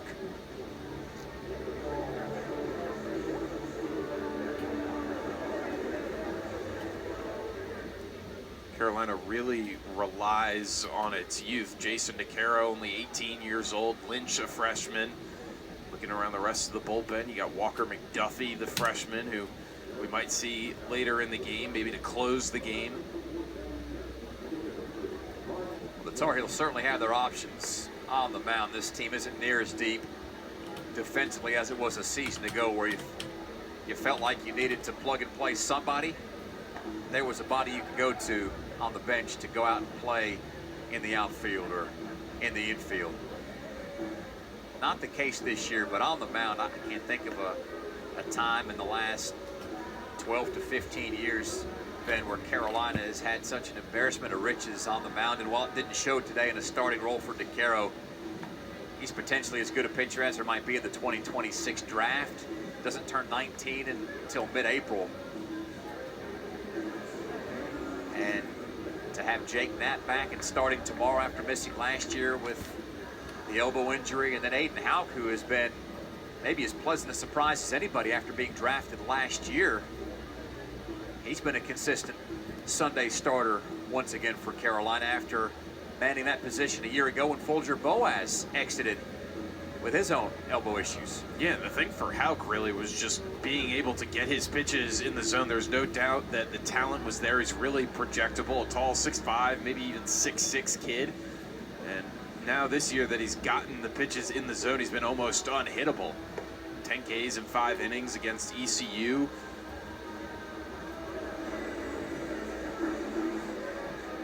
It's interesting, the stories you hear on the recruiting trail. Lynch didn't pitch really well the first time Coach Gaines saw him towards the end of his recruitment. But the more interactions that Coach Gaines and the staff had with Lynch, the better off it got. LSU wanted him badly, but it's Carolina that won his services. And Coach Gaines says it's okay if you see somebody the first time and they're not great. They got the potential to recover. The last thing you want to have happen is that some kid's dynamite the first time, you take a chance on him, and he never quite gets it back. If you're in a recruiting battle with LSU, you know you're looking at the right guys. Here's Becerra, 1 out, 1 on. Stanford up 7-6 in the 5th. Lynch's first pitch fought off and flared into shallow right. It's falling just foul, maybe by less than a foot, as the first base umpire Blake Felix, walking away from first base, points his right arm towards the stands to call it foul, and it's 0-1 to Becerra, hunting his second base hit of the game. Reynolds is a little lucky that the pitch or the ball fell foul there. Had that been caught, he was stealing second, and not only was he stealing second, he was aiming for third, and there's only 1 out here in the inning, so the ball gets caught. He has got no chance to get back to first in time. The 0-1 to Becerra. That's a strike over the inside corner. And it's 0-2. Lynch didn't have to go to the big fastball that time. He's got a changeup and a slider to boot. The 0-2.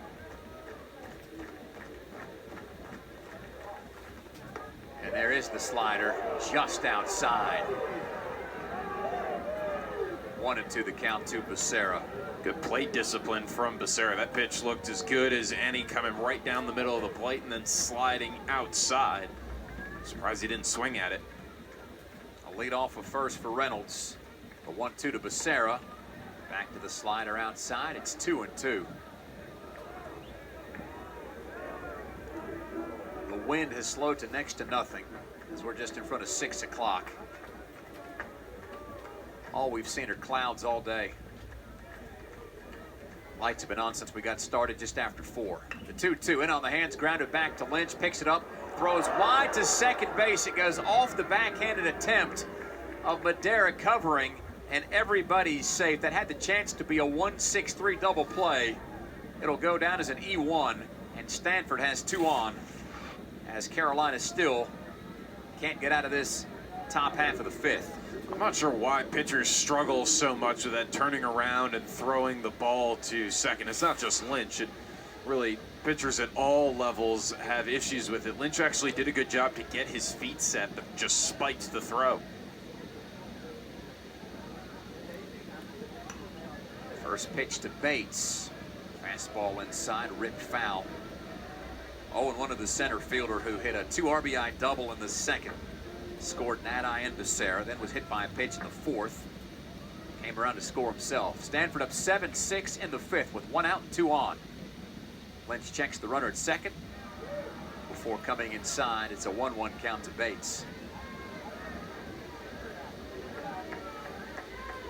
There's a huge swath of real estate from center into right center as Kepley plays into left center, expecting him to go the other way. Next pitch, that is lofted into that spot on the field I just told you where there was nobody. But there's a second baseman, Vanderbrake, running behind everyone to get his glove on that and haul it down for the second out. That's a hard play running away from the field into no man's land, but Vanderbrake claims the second out of the inning. Both runners stay put, and Tatum Marsh hitting 9th. Has the burden fall on his shoulders to extend this frame for Stanford. And that's why Kepley is able to play in left center field, is because this Tar Heels coaching staff has so much faith in its infielders to go out into center field and make a play like Vanderbrake just did. First pitch to the righty, slider outside, 1-0. This bottom part of the order has wreaked havoc on Carolina. Nadai hitting 5th, has homered and scored twice. Reynolds has scored once. He's got a base hit. Becerra's been on base twice. Bates has the 2 RBI double. And as another slider misses outside to make it 2-0 to Marsh, he's got an RBI double and a run scored.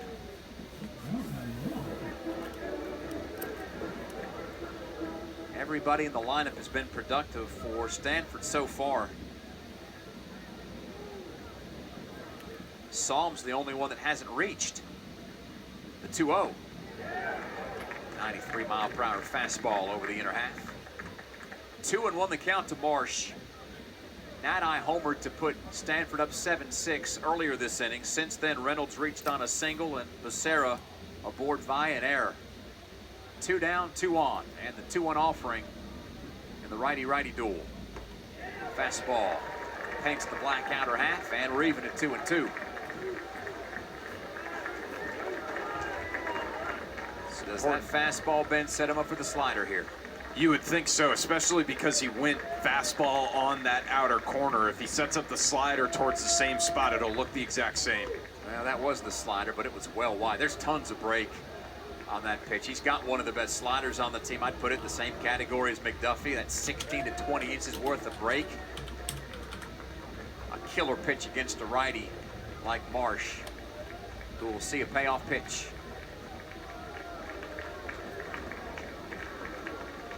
Here it comes. And there it goes. Outside, ball 4. Bases loaded. And the lineup turns over to Haskins, who's 0 for 2 with a walk and a run scored. As much as we've seen Carolina this year being able to take advantage of mistakes made by other teams, Stanford has done a good job of doing just that to the Tar Heels today. Carolina not executing pitches here. Now the Cardinal has the bases loaded and a chance to add more runs in the top of the 5th. Infield swung around to the left side, defending against the pull of Haskins. Takes a pitch, and it's almost a wild one. It skipped almost halfway back to the mound. Stevenson lost the mask and the helmet, got to the ball, looked the runner back over to third, and no harm done. Haskins ahead in the count 1-0. Yeah, Lynch on the mound now has to be an athlete. He's throwing wild in the dirt. If a ball gets by Stevenson, Lynch is going to have to cover the plate, or even if it kicks out in front like that, Lynch will have to be quick off the mound to either go retrieve the ball or, again, be right around the plate in case Stevenson needs to toss it back to him. So Lynch on the bump in place of DeCaro, who exited after 4 1/3. Stanford holds a 7-6 lead. This one's been back and forth. Both teams with 7 hits. Both teams have committed an error.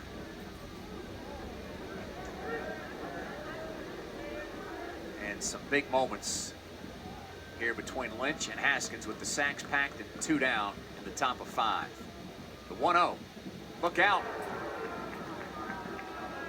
Hit on the hand is Haskins by a fastball, and that scores another run.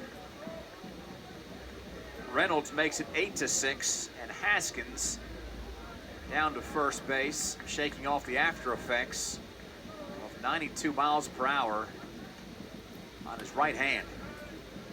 Who would have thought it would have been the pitching today for Carolina that struggles? And here comes Coach Forbes again. It's the second most runs Carolina's allowed this year. Kansas State, the high water mark, with 9 against Carolina back on February 18th. But Carolina won that game 12-9, as the Heels have won all 13 games to this point. But they've got their work cut out, as Lynch has an abbreviated stint, and the Heels go back to their bullpen. And these bullpen calls this year, sponsored by your trusted and local home repair company, Triangle Home Repair and Paint. Contact them today and get your honeydew list done now. Next contestant for Carolina out of the pen, Kyle Percival. Veteran Tar Heel in his junior campaign. He has seen it all and done most of it. He's been used as a starter, long to middle relief, and he comes in a pinch. The Tar Heels needed to get off the field. Stanford's got the bases loaded, 2 down, and Larson, the left-handed hitting DH, at the plate. So here's your prototypical lefty-lefty matchup, something that Coach Forbes has lived by dating back to his days as a pitching coach. Yeah, this coaching staff also really likes Kyle Percival, what he's been able to do this year. Now, he has gotten hit around a couple times, and what that is that's a product of his first pitch strike rate is not as high as the coaching staff wants it to be. So if he's able to throw his fastball for a strike on a first pitch, that sets him up much better to have success in at-bats. But when he doesn't throw it for a first pitch strike, which he hasn't a lot of the times this year, batters are getting information on that fastball quickly and then turning on the pitch and hitting it hard. So the skinny on Percival makes his 5th appearance, 4th out of the pen. Had a start just about a week and a half or so ago against North Carolina A&T. That was the first start he had gotten since his Carolina debut, when he started a handful of games. But he has been primarily a reliever since then. All 22 of his appearances last year came out of the pen, when he racked up a 4-0 record and an ERA under 2.5. You get numbers like that when you get out of situations like this. He's got his work cut out for him here, and set it at 7-6, but even 8-6 getting out of this inning will feel like a win for Carolina with the bases loaded. Well, we said it earlier, almost every time a team puts up a number against Carolina, the Tar Heels have had some sort of an answer. And after Carolina scored the game's first 3 runs in the first, Stanford answered with 3 runs of their own in the next 2 frames to tie the game. Then took a 6-3 lead in the 4th before the Heels put up a 3 spot to make it 6-all. But the home run by Nadi with 1 down in the 5th, and then Reynolds scoring after that HBP that Haskins took, has sent Stanford down to an 8-6 advantage in the top half of the 5th. 2 down, bases loaded, and Percival ready to go to work against Larson, who's 1 for 3 with 2 RBIs. First pitch, Bang foul and out of play left side. It's an 0-1 count to Larson. Not only is this crucial because the bases are loaded, but the big fella Sasaki's on deck. Percival comes set. The 0-1. Off speed, and that is hit high, and it is hit hard. It is hit deep to right, and it is gone. Stanford celebrates a grand slam and a 12-6 lead on Carolina. Larson with his second home run on the season. He's got 6 RBIs in the game, and Carolina faces its biggest deficit of 2025. Percival just hung the off-speed pitch. There's nothing more to it, and Stanford hasn't missed much today. Even when pitches are a little out of the zone, the Cardinals have been able to hit those pitches, but with pitches in the zone, Stanford is just punishing the Tar Heels. Here's Sasaki. Another big swinging lefty takes a ball low and away, 1-0. Now he's got the reputation for long balls. He set a Japanese high school record with 140 homers during his prestigious prep career. The 1-0. Fastball outside, 2-0. And what makes Sasaki unique, one of the many things that sets him apart, is he's the first big-time Japanese prospect to bypass the Nippon League to come to the States to play college ball. This is an interesting test case as he's ahead of the count 3-0. What's a major win for college baseball is what it is. As good as the Nippon League is, getting more eyes on college baseball is huge for baseball as a whole. Percival's 3-0. Clip the corner, and it's 3-1. Sasaki played for his dad in high school. Dad Hiroshi, that high school, Hanamaki Higashi High School, produced a guy, I don't know if you've heard of him, Shohei Ohtani. The 3-1. Left it outside, and it's ball 4. So Stanford has batted around this inning, and the guy that got it all started was Saul when he grounded out to Galler. That feels like last year. 2 outs, Sasaki at first base, Stanford 12, Carolina 6. It's crazy to think that Jason DeCaro started this inning and got the first batter out. This 6-run frame is the biggest inning an opponent has had against Carolina since the 3rd game of the Duke series last year, when the Devils scored 7. Very uncharacteristic performance for Carolina on the mound, and we are just about midway through this one. Didn't Carolina wind up winning that game? Carolina wound up doing a lot of things last year in Durham, Ben. That was the series that set the Tar Heels on a pretty good path into the postseason. Carolina did indeed go on to win that game.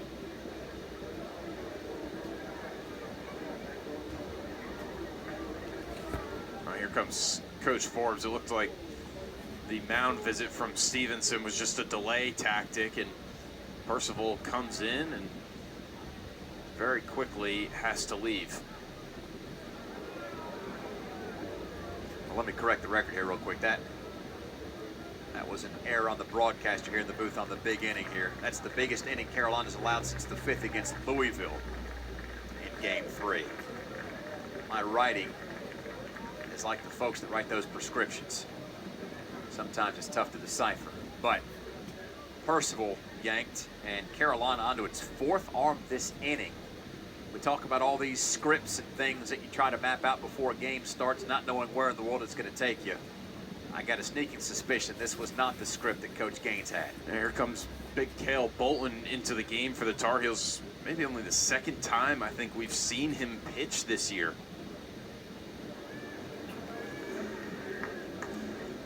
North Carolina just looking for any semblance of stability right now, getting doubled up on the scoreboard 12-6. Yeah, Bolton showed up in that VCU game. Tar Heels won that 9-4. Bolton closed it down in the 9th, surrendering just a hit for the Heels. Went on to win at that point their 8th in a row. It's a run of 13 consecutive to start 2025 for Carolina. The Heels, one of 6 unbeatens in college baseball, and 13-0 for the 4th time ever. Those other teams, 1999, 2000. 2000 team started 21-0. And then that 2013 bunch that went to Omaha started 16-0 and through 26 games sat at 25-1. Through 41 games, that team was 39-2. This team chasing history, but right now chasing Stanford, down by 6 runs in the 5th. As Cale Bolton gets the ball for just the 2nd time, trying to see the Tar Heels out of what has turned out to be the biggest disaster of the season.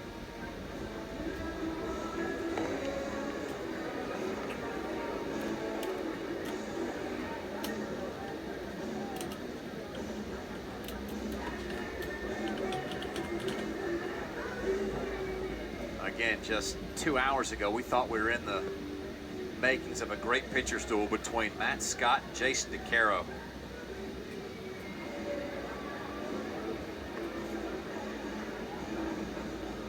How silly were we for thinking that?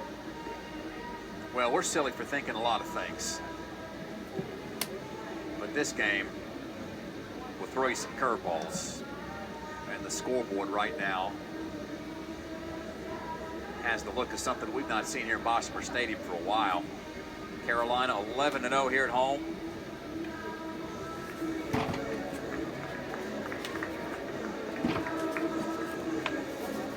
Has won 14 in a row. Going back to last year, the last time Carolina was beaten here at the Bosch, it was June 2nd. LSU took the 8-4 final to force that Game 7 in the regionals that the Tar Heels won 4-3. Even in that 8-4 game, I think Carolina had the bases loaded at the end with Vance Honeycutt up. So here's the first pitch from Bolton to Psalm. It's upstairs and a ball, 1-0.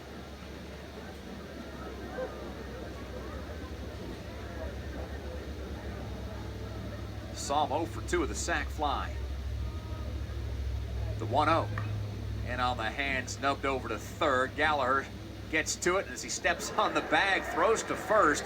I don't know if he felt like he had to step on the base to get a little momentum to make the throw, but it all works out as Psalm, oddly enough, grounds out twice to Gallagher, and he records 2 of the 3 outs in the inning. Yeah, I don't know if Gallagher thinks Carolina gets a bonus out for that, maybe an investment for later on in the game, but makes it all the more impressive what he just did, and he feels his position really well. 6 runs, 3 hits, 1 error, and 1 left on base. Stanford up 12-6 on the Diamond Heels, who come to hit in the bottom of the 5th with Madera, Hargett, and Angelo. This is Carolina baseball. Due up, and a big hole to dig out of. Stanford scored 6 runs in the 5th. The grand slam by Larson was the biggie. And the Heels go through DeCaro, Lynch, and Percival before Cale Bolton gets him off the field.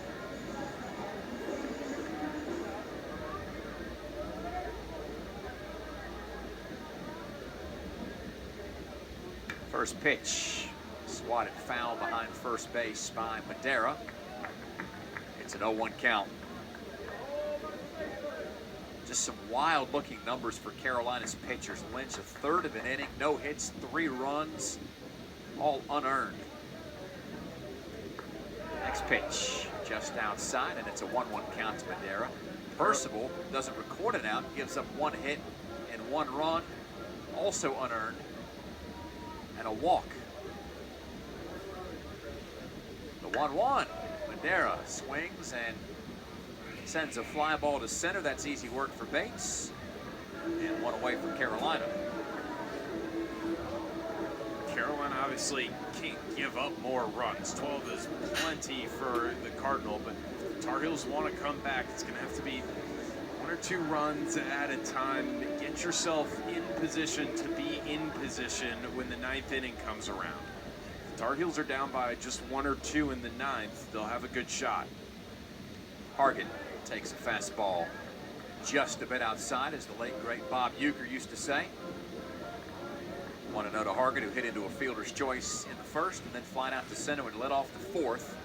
With the bottom of the fifth, with 1 out, nobody on, Heels down 12-6. Second pitch, flip foul, and it's a 1-1 count to the Carolina freshman outfielder. For Stanford, you want to get Huber on the mound as long as possible. If you can get out of this high-scoring affair with only using 2 or 3 pitchers, that'll be a huge win for the rest of the series. 1-1 skips in the dirt. 2 balls and a strike, the count to Hargett. Madera retired on a fly out to center. Angelo in the on-deck circle. 2-1.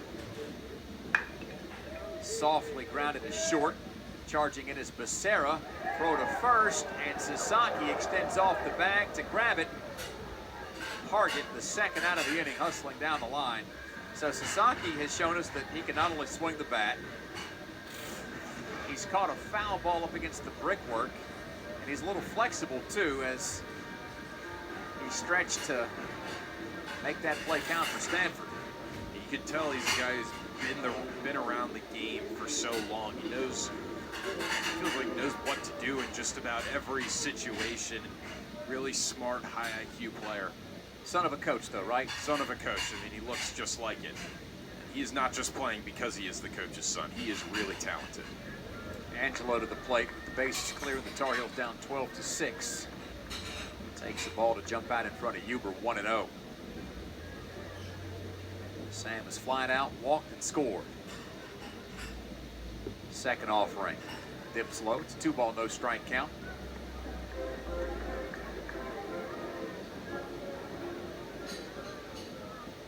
Huber has set down all 3 that he's faced since coming into the game last inning. 2-0, whack foul and out of play. 2-1 the count to Angelo. He's used to these chilly afternoons and evenings growing up in the tri-state area. Ben, you know what I'm talking about. Absolutely. This is warm right for March in the tri-state area. 2-1, low and outside. 3 balls and a strike to Angelo. Had my brother down here about a month ago, and he was shocked that the sun was up at 5 p.m. The 3-1 inside, and it's ball 4. Angelo reaches. Stanford still hasn't retired Carolina. 1-2-3.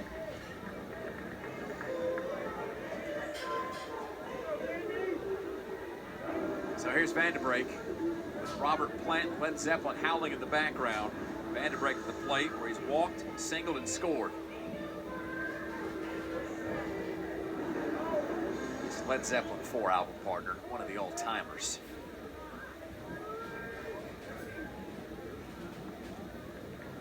Angelo leads off of first base. Sasaki holds the runner. Breaking ball hurtles across the inner half, and it's 0-1 to Vanderbrake.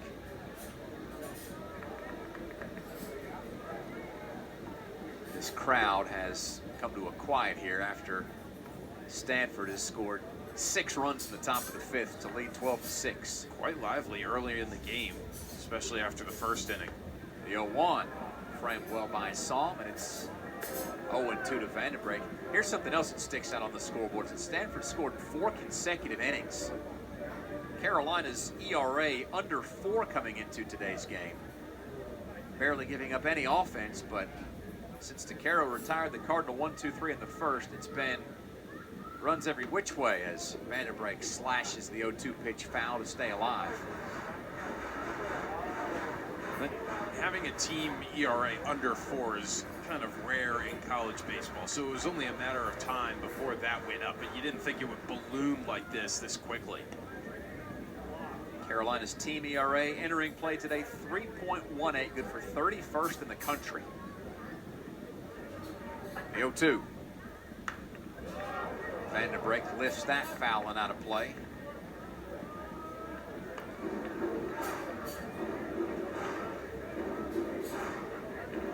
Seven of the 12 runs Stanford has scored have been earned, and they were all credited to DeCaro. Here's the 0-2 with Angelo off of first base. The pitch. Fastball above the letters. Vanderbrake hangs in there. Ball and 2 strikes. The Tar Heels second baseman. Kepley would be next if Vandy can reach. If not, Nadi, Reynolds, Becerra to the plate for Stanford in the 6th. Sasaki continues to hold the only base runner. 1-2. Sails outside. 2-2 to Vanderbrake.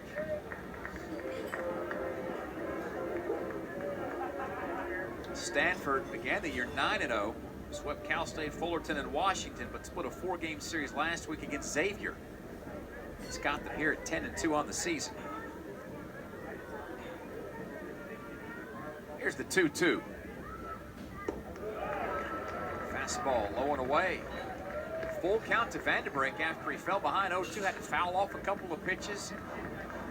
Then Vanderbrake to see a payoff pitch. One thing I'm noticing about Sasaki here is that he's very vocal with Huber, his pitcher, making sure that Huber knows Sasaki is behind the runner, Angelo, and not to try a pickoff. Payoff pitch. Head high and foul off to the right. 5-6 rows up into the seats. Sasaki may be able to run through that brick wall. I'm just saying there's a chance. What can't he do at this point? Boy, 6 feet, 275 pounds. Looks like he's got a low center of gravity and plenty of power. He jumps off of first here with the count 3-2 to Vanderbrake. Angelo goes, and that's inning over on the slider. Vanderbrake takes a swing and a miss, and Huber registers his first strikeout to send us to the 6th. No runs, no hits, no errors, and Angelo left stranded at first base. Grounds crew trying to put Bryson Field back together. Stanford with Nadi, Reynolds, and Becerra duo. When we come back, the Cardinal lead the Tar Heels 12-6. This is Carolina baseball. When you're getting ready for the big game, make sure you have plenty of Hampton Farms peanuts on hand. Hampton Farms is based in North Carolina, just like the Tar Heels, and they specialize in producing only the highest quality, fresh roasted, in-the-shell peanuts and snacks. In addition, peanuts are one of the healthiest snacks around. They are naturally low in carbs and high in protein. So before the next game, head to your favorite store's produce department and grab a bag of Hampton Farms in-the-shell peanuts, the official peanut.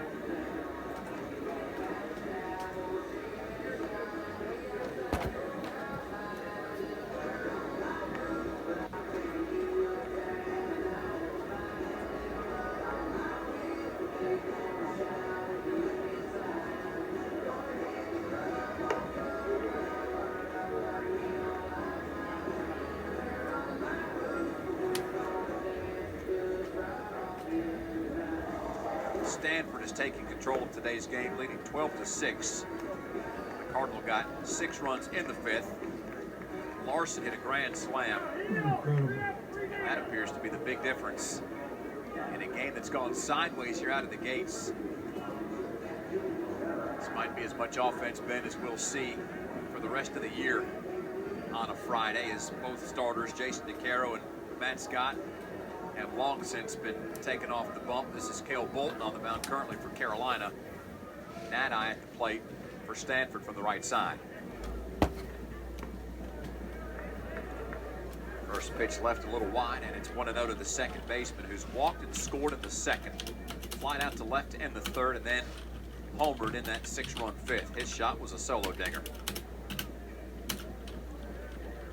The 1-0. Fastball high and away. Back to the screen. 2-0 the count to Nadi. Mentioned earlier, he's from Sydney, Australia. Moved to Atlanta about 15 years ago, and that's where he learned the game of baseball.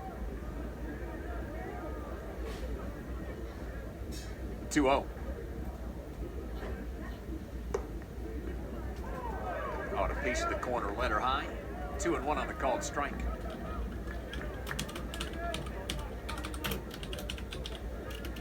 Has to be an innings eater for Carolina. Get the Tar Heels to the final third, maybe in the 8th as well. 2-1, left down over the plate. Swinging a fly ball to left. Hargett makes the grab, and there's one down. Ball stayed up in the sky for forever before it came hurtling down back to earth. And Nana retired on his second fly out to left, and that'll bring Brady Reynolds to the plate. A loud out is still an out. Reynolds' day has gotten better as this game has worn on. He was a strikeout victim in the second, walked and scored in the fourth, singled and scored in the fifth. We're in the sixth. 12-6 Stanford as Bolton serves up a fastball for a strike. 0-1.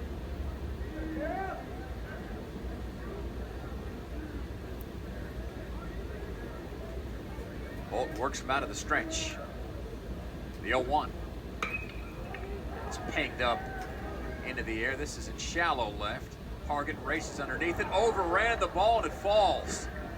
To second base goes Reynolds. And it's all going south for Carolina right now. Looked like a routine pop-up off the bat. Hargett overzealous to get to it. When he figured out that ball was going to fall, he couldn't recover. And that'll give Stanford another base runner. Since Hargett didn't touch the ball, it goes down as a base hit, but that's probably at least the second ball in the air this game that Carolina should have had. Yeah, I wonder if he was looking in the light that's down the first baseline. Maybe that's where he lost the ball, but just not sure how he could lose it with the ball hanging up there that long. And it wasn't slicing like the one earlier in the game off the bat of Bates. First pitch to Becerra, a strike. 0-1 to the shortstop. Runner at second, one down in the sixth. Heels down 6 as a line drive finds a soft spot on the outfield. And it's booted around by both Hargett and Kepley. It scores a run. Into second base goes Becerra. And this is unlike any performance, Ben, we've seen from Carolina in a long time. Yeah, things just aren't going the Tar Heels' way. As much as things had gone Carolina's way for so long to start the season, figured maybe at some point something like this would have to happen, and it's happening tonight. I'll tell you though, Stanford doesn't look like the type of team that has come all the way across the country. This team looks energized and relentless. Bates next up to the plate. He hits from the left side. And he stares at a 92-mile-per-hour fastball.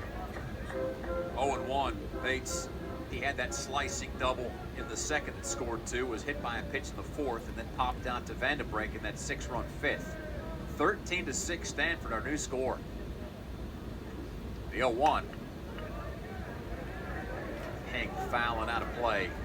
Bates behind 0-2 to Bolton. Third arm out of the pen for Carolina. DeCaro got the start.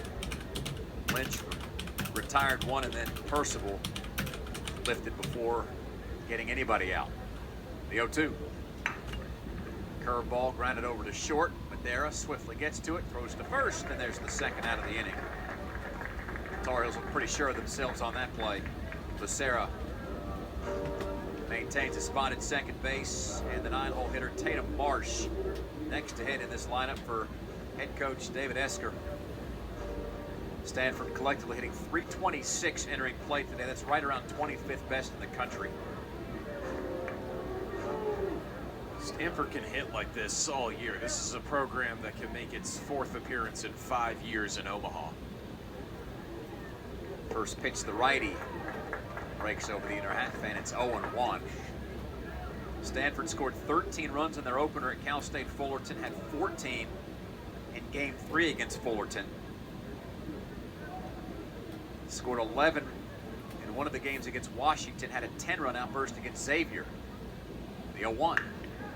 Line to Madera, and the shortstop takes the L6 to end the inning. 1 run, 2 hits, no errors. And it's Becerra left stranded in scoring position. The Tar Heels give up a run for a 5th consecutive frame and trail by 7, 13-6. Stanford has a commanding lead as we go to the bottom of the 6th. The Tar Heels back to the plate. This is Carolina baseball.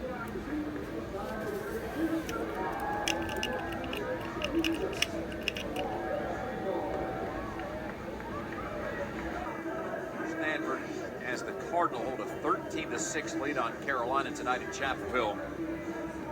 Matt Scott got the start, lasted just 3 2/3. Huber came on for an inning and a third and got through things just fine without allowing a hit. Walked 1, recorded 1 strikeout. And now the Cardinal go to Trevor Moore, 6'1" junior righty out of Golden, Colorado.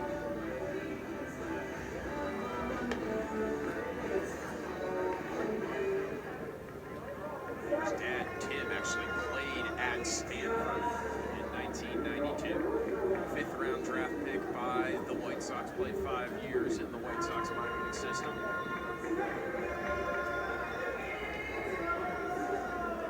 Caden Kepley to the plate for the 4th time. He was hit by a pitch in the 1st, struck out in the 2nd, singled in the 4th. He scored 2 of Carolina's 6 runs.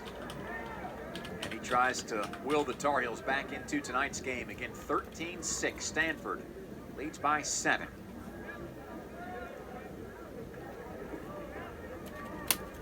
Third baseman Haskins step in front of the bag as Kepley takes a swing and a miss on a 93-mile-per-hour fastball. 0-1 to the Heels center fielder.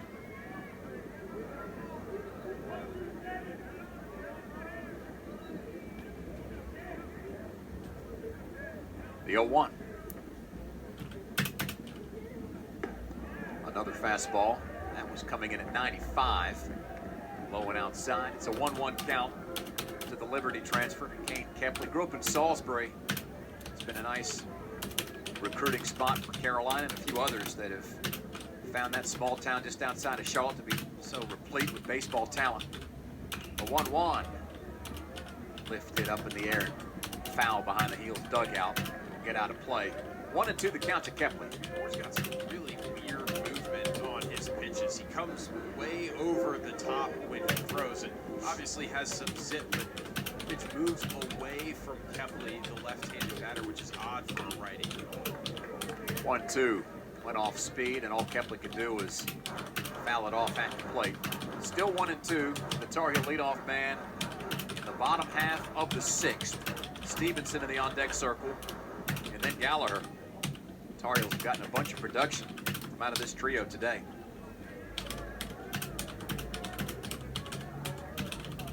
Moore's 1-2. Kepley, soft bouncer towards the middle infield. It's the shortstop getting to it. Becerra throws low and late. Kepley legs out. An infield single, and maybe that's the spark that lights a little fire here for Carolina. There aren't too many players on this diamond today who can leave that out. I actually thought Becerra did a really good job of getting to the ball quickly and getting the ball out of his glove. But by the time he got it out of his glove, Kepley was only 3 steps away from the bag. Kepley on base for the 3rd time today. 2 singles.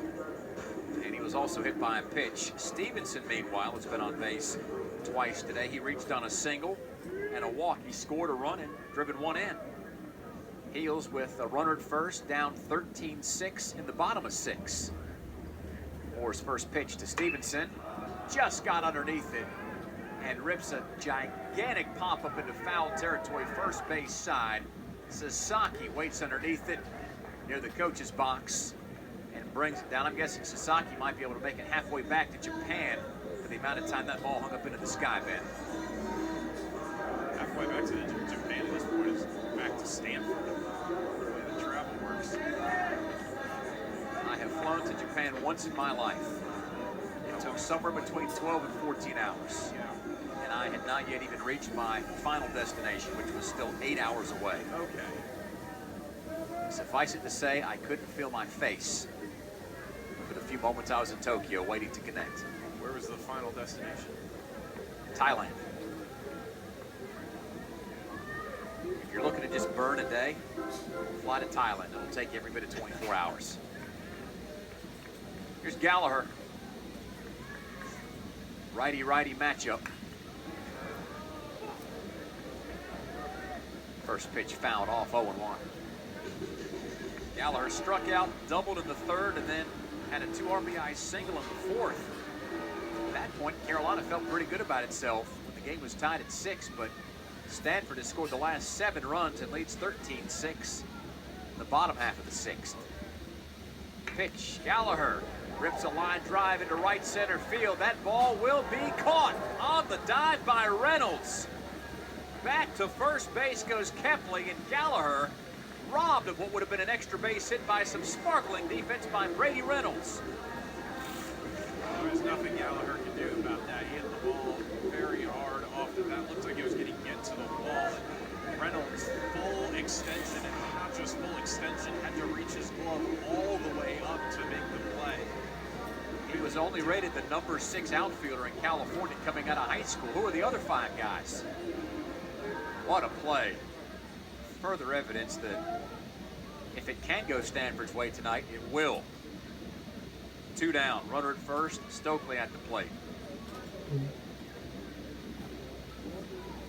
Moore with the pitch clock inside of 5 seconds.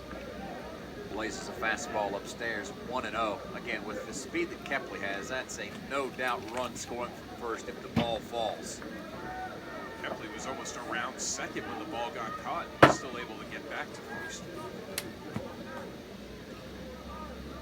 Shift on for the lefty Stokely. 3 infielders on the right side as Moore continues to pitch him away, 2-0. Stanford's got the top third of the order to him, Haskins, Larson, and Sasaki. Whenever we get to the top of the 7th.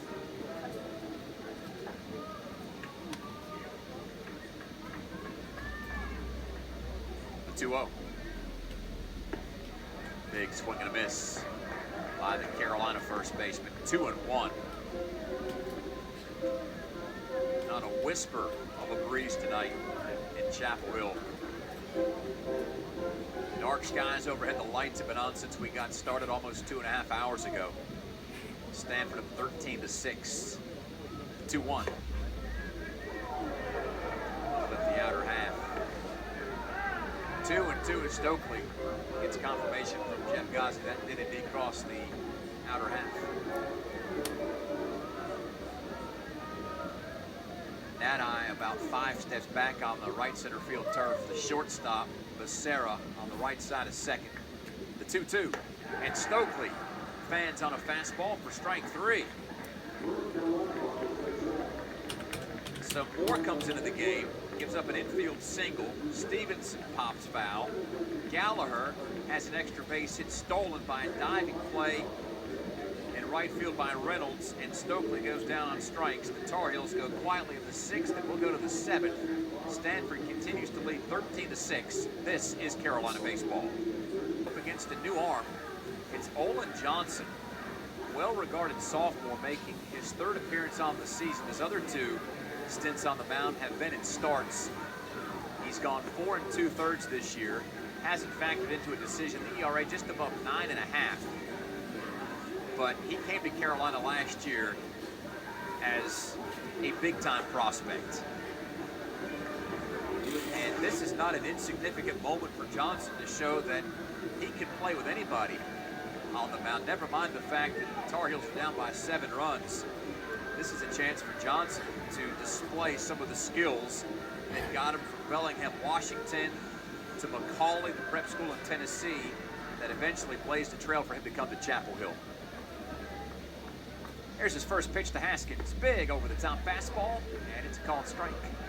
0-1. Tyson Bass said about Olin Johnson that facing him was kind of difficult, not because of anything Johnson did, but as Bass said, because he looks kind of funny.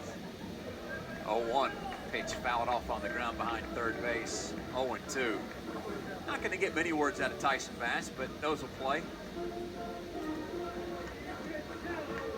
Johnson last year, a 1-0 record, an ERA just under 5, 7 appearances. The 0-2 pulls the string, and that's strike 3. Haskins, swing and a miss. First out of the inning as the Tar Heel infield whips it around the horn. And there's one down in the 7th. That's Larson next up to hit after socking a grand slam out of here in the 5th. He's got 6 RBIs in the game and is 2 for 4.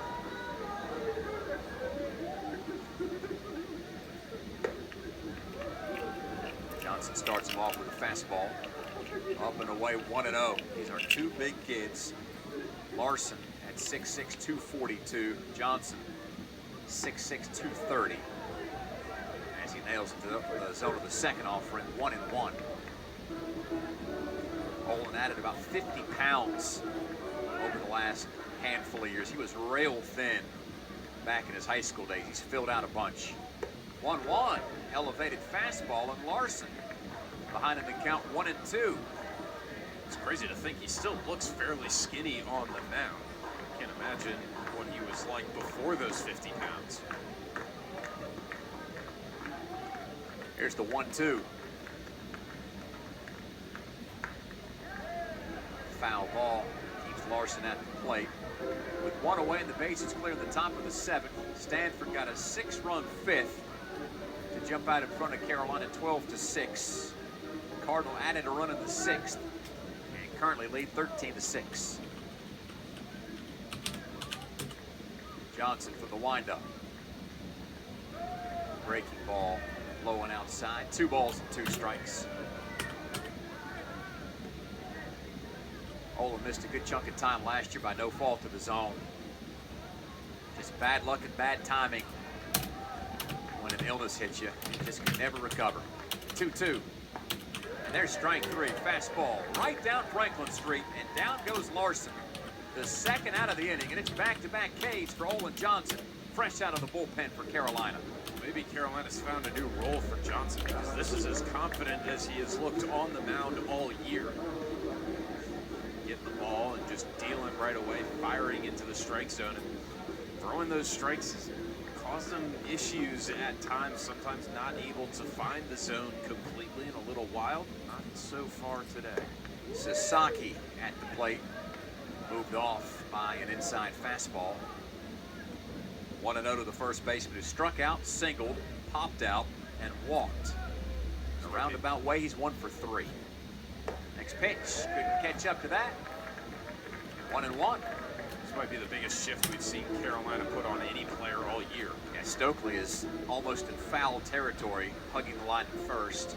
Second baseman Vanderbrake in shallow right center. As Sasaki sends the 1-1 foul, so it's 1-2. Madera is playing as if you'd have a second baseman positioned over there, except he's the shortstop, and the third baseman, Gallagher, is just an eyelash left of second base. So if Sasaki doesn't pull it, we'll see if he's got some wheels. In the meantime, the 1-2 off speed and low. Johnson's changeup misses, and it's 2 balls and 2 strikes to Sasaki, who hits with 2 down and the bases clear in the top of the 7th. Stanford leads Carolina by a score of 13-6. You need to look at Stokely. He's starting as the first baseman in the outfield. 2-2. Outside, full count to Sasaki, who appears into the first base dugout from the left-handed batter's box. Sturdily built freshman. Awaits the payoff pitch. And it is strike 3. Painted the black outer corner, and Johnson strikes out the side. There's a breath of fresh air. Yeah, absolutely. I mean, that might be the best inning Olin Johnson has thrown while at Carolina. As dominant as he's looked. His career high for strikeouts was 4 against UNCW last year. He's got 3 in that one frame, which allows us to stretch.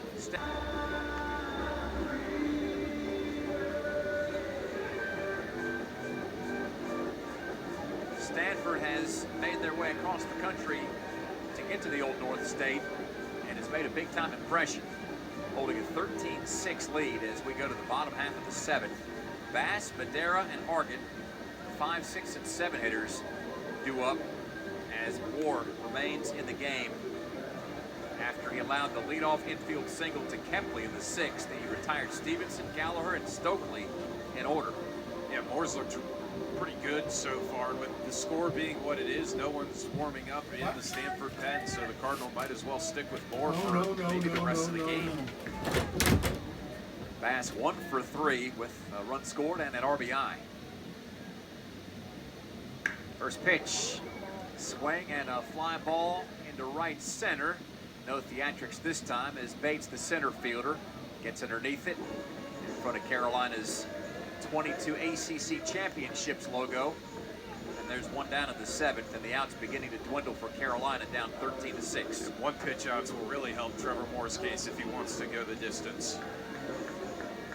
There's Alex Madera and an RBI single in that 3-run first, but since then a backwards K and a fly out to center. Stanford favors him to pull around the infield. 3 players between first and second as the first pitch. Slashed foul by the lefty, opposite way. 0-1 as Coach Forbes jogs over to collect the loose change. Carolina's 5th-year skipper, 167 wins, 89 losses. The 0-1 just outside to level the count 1-1. He's been a part of 8 teams that have gone to Omaha, including last year's bunch. This is Coach Forbes' 20th consecutive year with the Carolina baseball program. The 1-1. Off speed and a good one. Drops into the zone, knee high. 1 ball and 2 strikes, the count to Madera with Hargett in the on-deck circle. Bash just retired on a fly out. Base is clear in the bottom of the 7th. Stanford leads Carolina 13-6. The 1-2. Fastball outside. 2 balls and 2 strikes.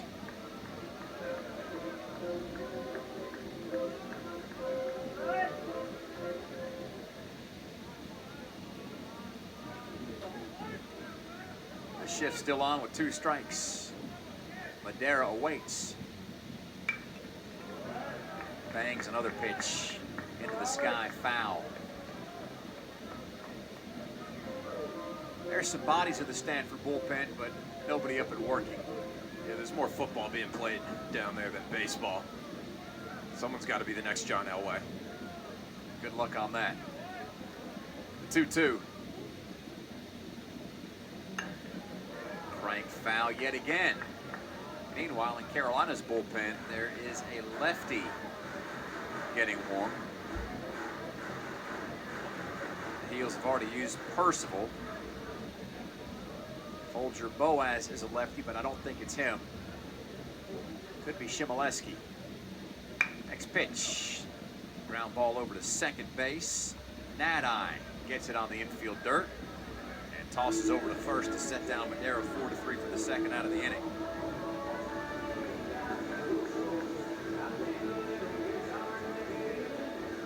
Carolina just doesn't seem to have that spark in the bat that we've seen in the 1st and 4th innings. The at-bats don't seem as energetic.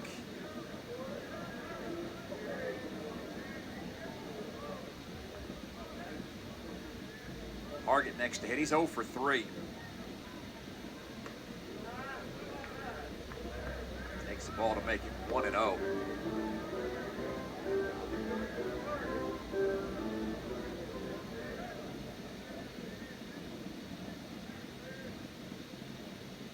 Next offering and an all-righty affair. That's glance foul, 1-1.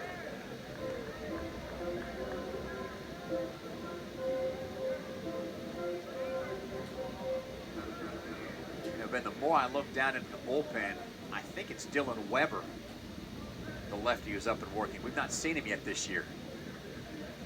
The 1-1. Hargett lays off. A sinker downstairs. 2-1 against Stanford. Broke up a 6-all game in the 5th with a 6 spot and currently leads 13-6 with 2 away. The base is clear in the bottom of the 7th. 2-1. Fastball in tight. 3-1 and a futile attempt to appeal down to first base. Something to note on the potential use of Weber here is that Carolina has been in a lot of tight games where you tend to go to the same rotation of guys. Now that this one has been blown open. There's a called strike to make it 3-2, Ben. Now that this one is blown open, Coach Forbes might want to try a couple more guys that he hasn't used yet, just to see how they perform in game action. Obviously, a ton of guys have made a name for themselves in this rotation, but still room for a few more. Payoff pitch pays off for Stanford. Hargan takes a swing and a miss, and that is inning over. The second time Moore has ended an inning with a K, and the Tar Heels, for the first time today, retired in order. And we go to the 8th. Saul, Nadai, and Reynolds, 4, 5, and 6 do it for the Card out of Sterling, Virginia. It's the first time he's pitched in a game for Carolina, and we'll see how he does. But how about Olin Johnson striking out the side? Only needed 15 pitches to get through the 7th for Carolina, and that may be a lasting impression that Johnson's left on this coaching staff moving forward, possibly this weekend, certainly later on in the year. This might sound backwards, but I actually think that's why Johnson was pulled after only one inning, is because the coaching staff saw what he just did in the top of the 7th inning and said, whoa, whoa, whoa, whoa, hold on a second here, big fella. If you're going to throw like that, there is no point in wasting you in a 7-run ball game. So got him out, and they'll give Dylan Weber a look. And just worth noting, rocking that number 49 as a left-handed relief pitcher, you'd think that's Dalton Pence out there. A lot of Dalton Pence photographs near the coach's offices of Boshamer Stadium this year. Coaching staff did a little redecorating, and when you get to make it to Omaha, you've certainly got that luxury. But Dalton, a part of so many big wins for Carolina last year down the stretch, and that final play of Game 2 of the Supers against West Virginia, where a ground ball was hit to Parks Harbor, who flipped it to Dalton Pence, barely getting to first base before Ben Lumsden, the hitter for the Mountaineers that day. That sealed the 2-1 win for Carolina and paved the way to Omaha. So the names and faces, they change as much as the uniform numbers do. And here's Dylan Weber getting his Carolina career off to a start against Charlie Saum, a righty at the plate. First pitch, zing, foul, and it's 0-1 to Saum. Now, to get back to your point about the arms being recycled over the course of this weekend, I don't think Carolina's burned anybody outside of Jason DeCaro. Nobody has thrown more than 16 pitches outside of Carolina's starter tonight. Yeah, everyone should be available for tomorrow and for Sunday. The 0-1. Good changeup and a swing and miss results in an 0-2 count for Saum, who struck out, driven in a run with a sac fly, and grounded out twice to Gallagher. Both of those ground outs came in that 6-run 5th as Stanford leads 13-6 in the 8th. The 0-2. Well outside. 1 ball and 2 strikes to Saum. Saum grew up in California, but he spent time living in 4 different states over the course of time. A 1-2. High and away, 2 balls and 2 strikes. Then you came to Carolina from Connecticut. Is that the only state on your bingo board? Born and raised in Stanford, Connecticut, until I came down here to Chapel Hill. Here's the 2-2. Swing and a miss. Got him on some high heat. The Tar Heels have struck out 4 in a row. Johnson struck out the side of the 7th, and Weber fanned Saum to begin the 8th.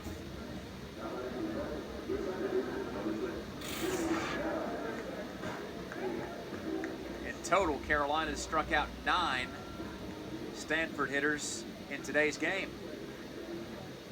They've not got Nadai, who's due up next. Cardinals' second baseman has walked, flied out twice to left, and homered. Pitch to the righty, line shot to left, and Hargett initially came in, then got back and makes the catch. He almost ran another ball.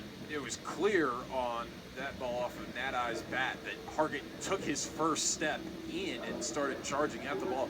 any outfielder knows that that's a mistake, and your first step should always be back. If the ball falls, at least it'll fall in front of you. Been some nervy moments in the outfield tonight. But 2 retired and nobody on for Stanford in the 8th. Here's Reynolds, who made a ridiculous catch, stealing an extra base hit from Gallagher.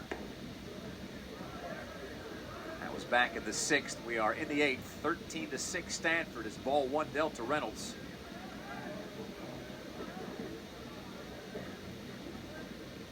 His 5-game hitting streak has turned into a 6-game hitting streak after singling and doubling tonight. Ball 2 arrives high to make it 2-0. He's been on base 3 times, and he scored 3 of Stanford's runs. Carolina plays him straight up. Weber comes set from out of the stretch. The 2-0. Foul tipped at the plate. 2-1. Sounded like it caught a piece of maybe somebody's shoe or a guard there after it glanced off the bat. Everybody looks okay downstairs, so we'll play on. 2-1 the count to Reynolds. Becerra in the on-deck circle if the inning continues. If not, we're on to the bottom of the 8th and Carolina comes back to hit.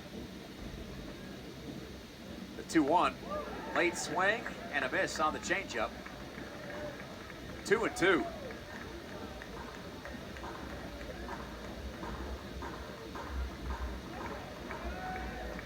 Carolina's retired 8 in a row here. I think that's 7 in a row. This would be the 8th. And it is strike 3. Half swing by Reynolds. And that ends the inning. So some of these new faces on the mound are looking like old hands as Dylan Weber records 2 strikeouts, gets Nada to fly out. And that is a seamless top half of the 8th for Carolina in the field. It's still a 13-6 Stanford advantage. This is Carolina baseball.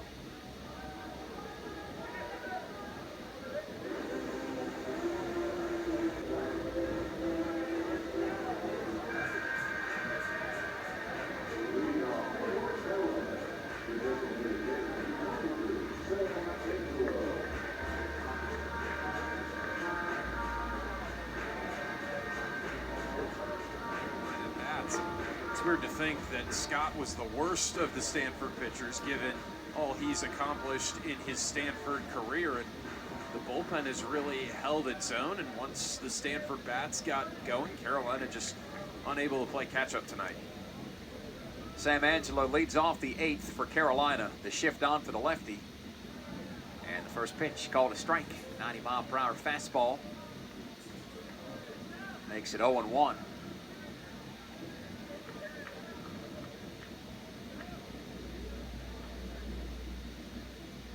Next offering, bounce to Sasaki at first base. He gets to it, underhands to Moore covering first base, and the Stanford pitcher wins the race. That's 1 down as Angelo retired for the 2nd time today. He's 0 for 2, and that brings Vanderbrake to the plate. He's 1 for 2 with a single and a run scored. I'll tell you, Ben, I've been super impressed by Sasaki in the field more than anything else. I think it's fair to say everybody knows he can hit the ball, but he's done everything right defensively tonight for Stanford. Yeah, absolutely. To think he's only a freshman now. He was with the program last year. He joined the program in March of 24, but didn't play at all last year. Saw no game action. That, of course, is on purpose to get him accustomed to American college baseball. And now that he is a part of this, oh man, is he fun to watch. Vanderbrake falls behind in the count 0-1 on a swing and miss strike. Infield shifts back around to a little more traditional look with the righty at the plate. The 0-1 clips the outside corner, and some good framework by Psalm. 0-2 to Vanderbrake. Vandy walked in the 2nd, singled and scored in the 4th, and then struck out to end the 5th. 1 down in the 8th. Heels trail Stanford by 7, 13-6. Temperatures continue to drop at Chapel Hill. The 0-2 fastball spiked low and away. 1-2 to the Heels second baseman, Kane Kepley. He's been on base 3 times tonight. Waits patiently in the on-deck circle for Carolina. Temperature currently sitting at 48 degrees. About 8 degrees cooler than when we got started. a little more than 3 hours ago. The 1-2. Vanderbrake fouls it off the end of the bat. It rolls to Coach Jackson, who calls off Sasaki. And it remains 1 ball and 2 strikes.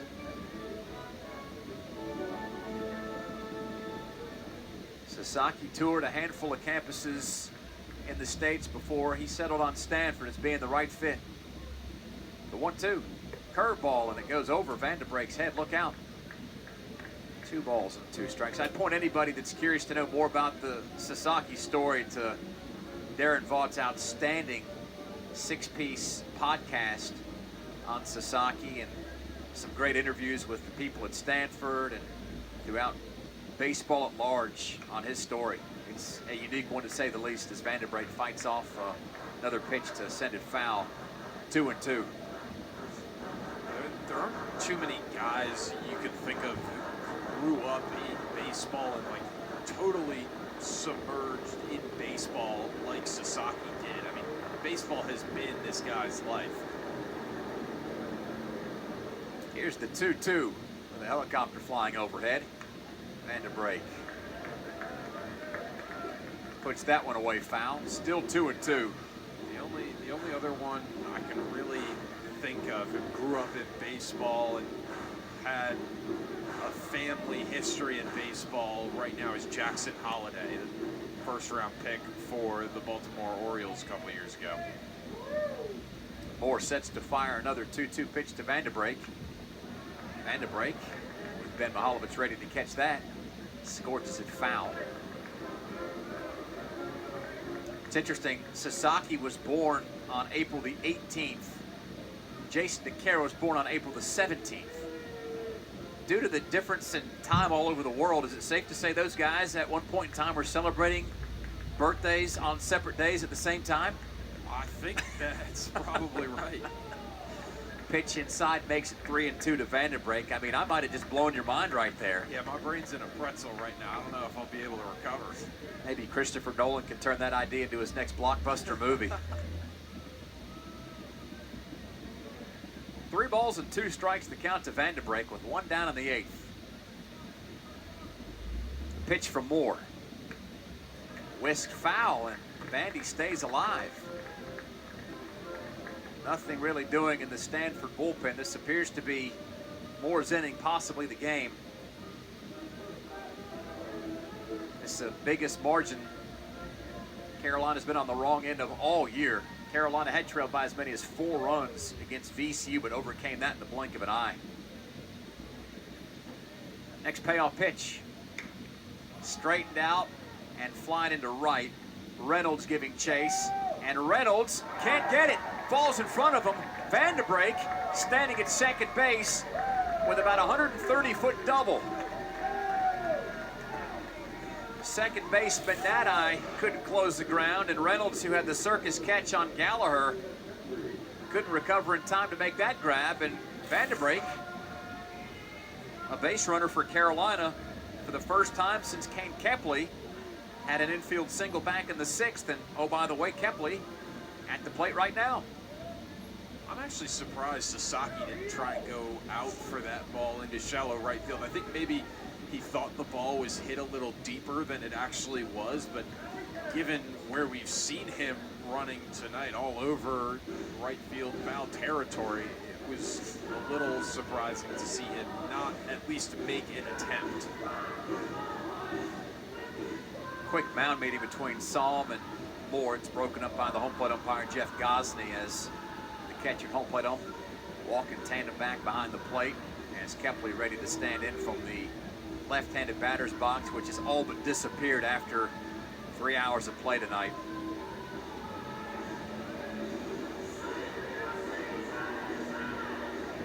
Third baseman Haskins, as he has time and again, plays a step off the infield cut.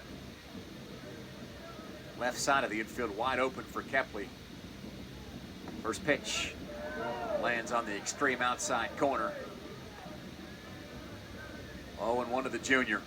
It's been his first 2 years at Liberty before coming to Carolina, and the Tar Heels more than happy to have him. 2 for 3 in tonight's game with 2 runs scored. The 0-1. Big swing and a long foul ball left side. That'll land in the next to last row of the seats. 0-2 the count to Kepley. Vandenbrake, your only base runner. He's at second base on a bloop double.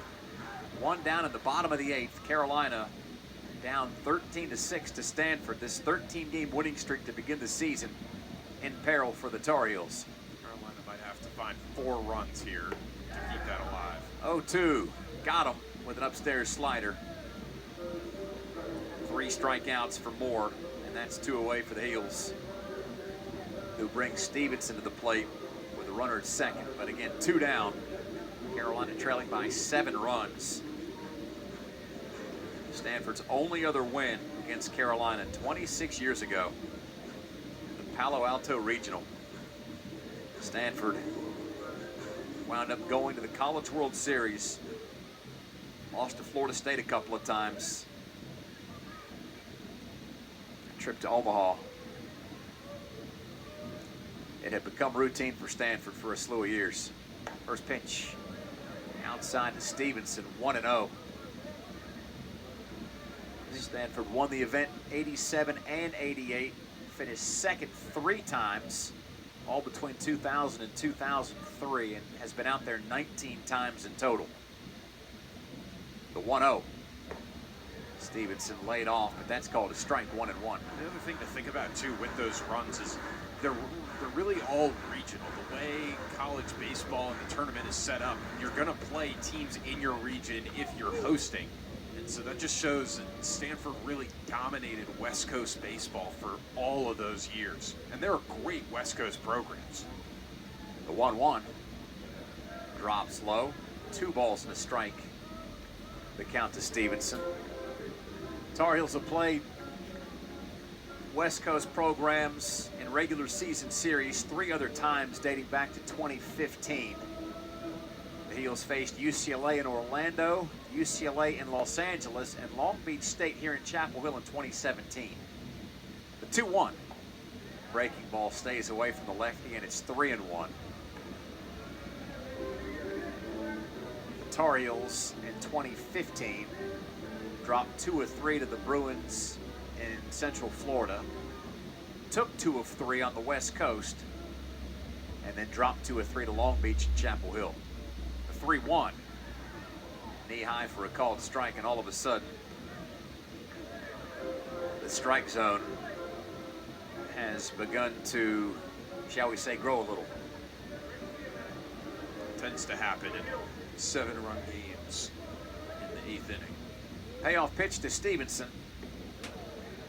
There's no doubt that's ball 4 inside.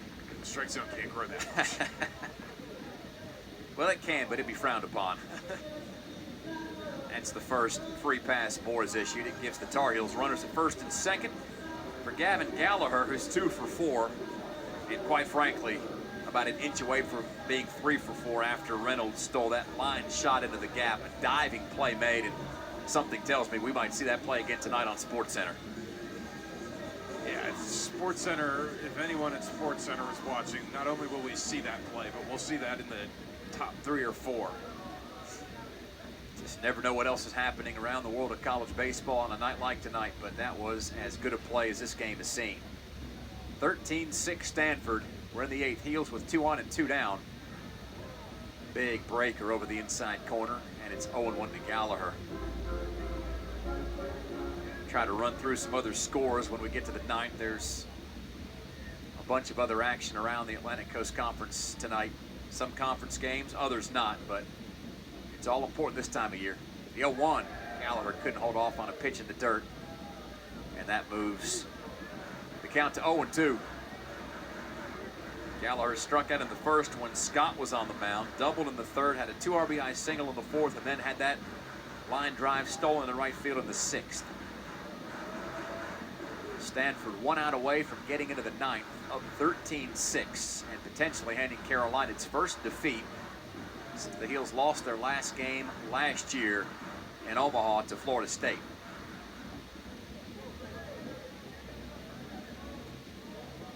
Here's the 0-2. Inside with a fastball. 1-2 to Gallagher. Jake Knapp gets the ball tomorrow for Carolina. Stanford throws Christian Lim. That'll be a 1 o'clock first pitch. Same game time on Sunday. Aiden Houck and Joey Volchko. Two big throwing arms for Stanford and Carolina, respectively.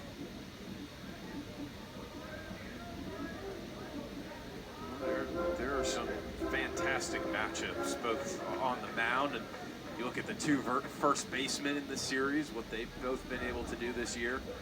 Some of the outfielders as well, both defensively and offensively. 1-2 to Gallagher. Lands low and outside, 2-2. It's safe to say there's some symmetry between these two teams and these two programs through the years. Just so interesting, they've barely ever played before. And with all the teams in the ACC, who knows if this is an annual thing or not, but it opens up conference play this year as Gallagher looks at strike three down the middle, and he knew it. Fourth strikeout for Moore, and the Tar Heels leave two stranded. No runs, one hit, and no errors. The Cardinal 3 outs away from cementing their 11th victory on the season. They'll be at the plate when we come back, up 13-6. This is Carolina baseball. 6'2" redshirt freshman righty out of Hillsboro. Went to Orange High School, not too far away from Carolina's campus. And he makes his 2025 debut, needing 3 outs to get Carolina back to the plate, in the hope of Ben making a comeback for all time. Yeah, that would be an all-timer. Another change Carolina has out there. Mac Dye is now behind the plate catching in place of Luke Stevenson. That's not for anything Stevenson has done tonight, but catching is a very demanding position in baseball, and so anytime the Tar Heels can get Stevenson some rest, they'll take it. So Hench's first pitch to Becerra. A ball outside, and it's 1-0. The shortstop for Stanford is singled, laid down a sac bunt, reached on an error, and driven in a run with a double. 13-6, Stanford leads Carolina by 7. As Hench rears back and fires a fastball low. It's 2-0. Bates and Marsh to follow. It's the bottom third of the order. Duel for Stanford in the 9th. The 2-0. There's a fastball down the middle. Called a strike. 2-1 the count to Becerra. He grew up in Clovis, California. Went to Buchanan High School. 2-1. Swinging a foul ball into the Heels dugout. 2-2. His high school has produced big leaguers like Jason Donald, played for the Indians, now the Guardians from 2010 to 2012. Garrett Olson, a top 50 pick about 20 years ago. As he goes down swinging, Hanks looks like the big leaguer. And there's one down. Yeah, all of a sudden, all these Carolina bullpen arms are just coming in and mowing down Stanford batters. That's 11 strikeouts in the game for Carolina arms. 6 of those Ks have come from Johnson, Weber, and Hentz, the last 3 Tar Heels, to take their spot atop the bump, and it brings Bates to the plate with 1 out. The base is clear in the 9th. Stanford 13, Carolina 6. The lefty takes a check swing, but he didn't go, says the third base ump, Chris Ward. 1-0 to the center fielder, who's 1 for 3. Had a 2 RBI double in the 2nd. He was hit by a pitch in the 4th and later scored. 1-0 to the lefty. Broke outside. It's 2-0.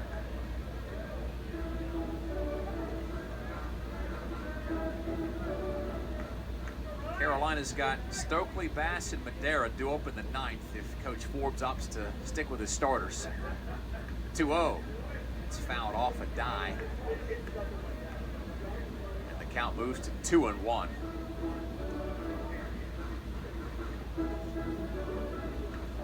Die is part of that big haul of Liberty transfers that's come to Carolina this year. He's on the CUSA All-Freshman team in 2024, and he hit 365. Frames that pitch well over the outside corner, and it's 2-2, so he's clearly been taking notes from Stevenson about how to handle those kind of pitches. Yeah, Stevenson is a great guy to learn from. Also worth noting that Stevenson missed most of the fall with a lower body injury, so Dye got a ton of reps in the fall. 2-2, breaking ball. Barely got a piece of it at Bates, so he hangs in there. And that was unique for Luke to sit next to Coach Gaines, who says he asked all the right questions, saw the game from a different spot, gained a better understanding of what's being asked of the players from the dugout. That's how you make the most of a bad situation. 2-2, big fly to deep left center field. It's Hargett underneath it in front of the warning track. And that looks like a routine play for the second out of the inning. Going back to Stevenson, yeah, he said he learned really how to call the game the right way and what the coaching staff wanted to do, and eventually gained the coaching staff, Coach Gaines' trust, and was able to call full innings during fall ball, and that would have been while Dye was catching. And I'm sure along that way, as Stevenson wasn't playing, he was teaching Dye just about all he knows and try and prepare Dye for moments like these when he goes into the game. And then after this year, when Stevenson leaves, becomes a top 15 pick in the draft, Dye will have the catcher position all to himself. First pitch to Marsh was outside. Next offering, a little low, and it's 2-0. And the art of calling pitches is something that very few catchers actually get to do at the college level, but it'll pay dividends for, like you said, later on in Stevenson's career. Fastball belted foul right side. It's 2-1.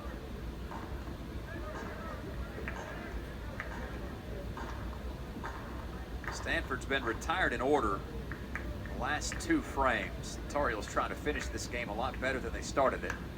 There's another pitch. Whack foul. It's 2-2.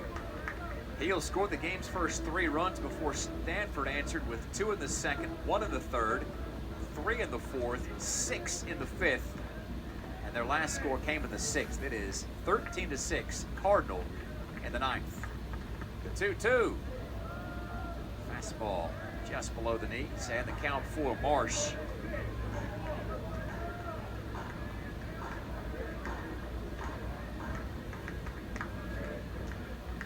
Carolina has set down 10 in a row as the next pitch. Lofted foul and out of play. Still 3-2 count. Becerra's RBI double in the 6th. Last guy to reach for the Cardinal. Payoff pitch from the righty to the righty. Bouncing ball over to second base. Vanderbrink gets to it, quickly throws to first, and it's inning over. So the Cardinals have gone down in order in the 7th, 8th, and 9th. But the Tar Heels need a Herculean comeback to extend this game or maybe win it. It's a 13-6 lead for Stanford, and this is Carolina baseball.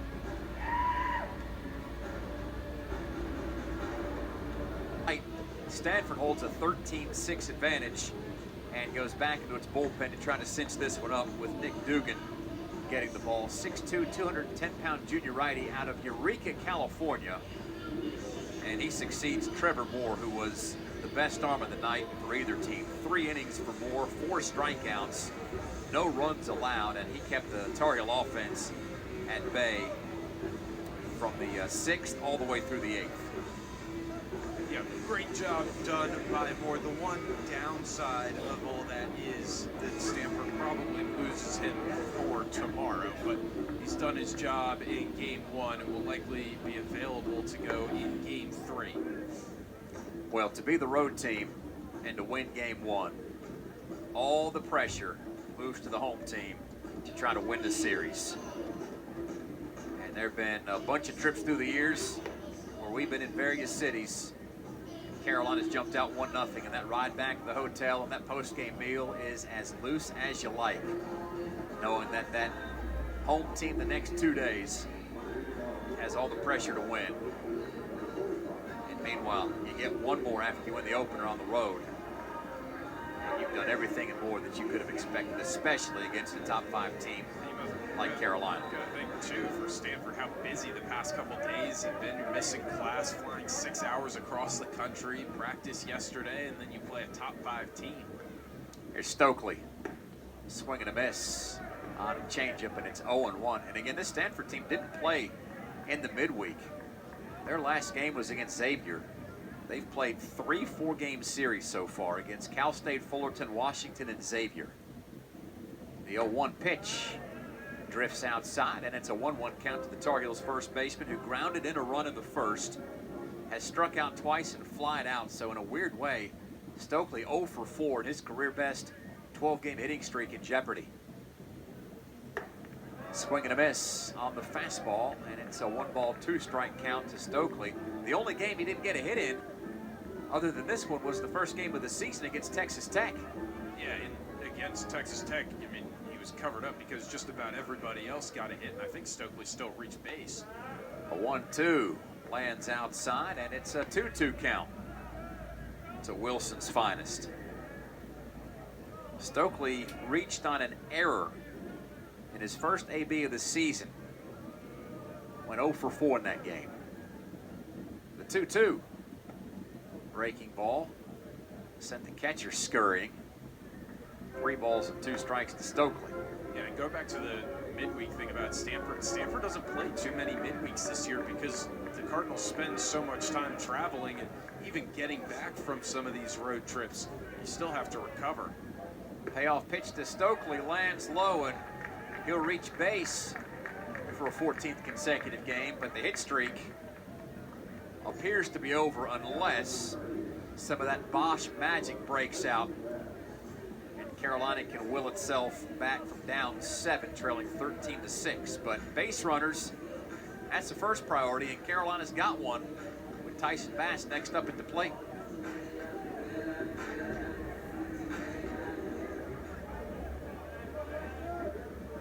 Stanford's only out-hit Carolina 10-9, but the grand slam in the 5th by Larson opened things up as Bass. First pitch, swing, and a glancing blow. It lands into left field, hopping through the infield. Stokely gets to second. Bass aboard with a second single. And Carolina's offense is cooking for the first time in a while, going back to that 3-run 4th. The Heels have had just 2 base hits since then entering this inning, but Stokely in scoring position, Bass at first, Madera at the plate, who knows?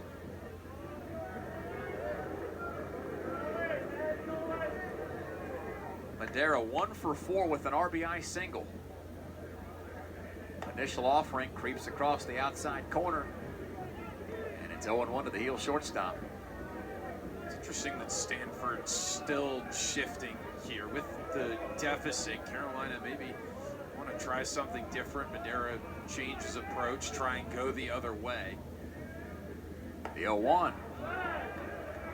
Outside, 1-1. And what's interesting about Madera's RBI single in the first is that extends his Carolina best hitting streak to 11 in a row.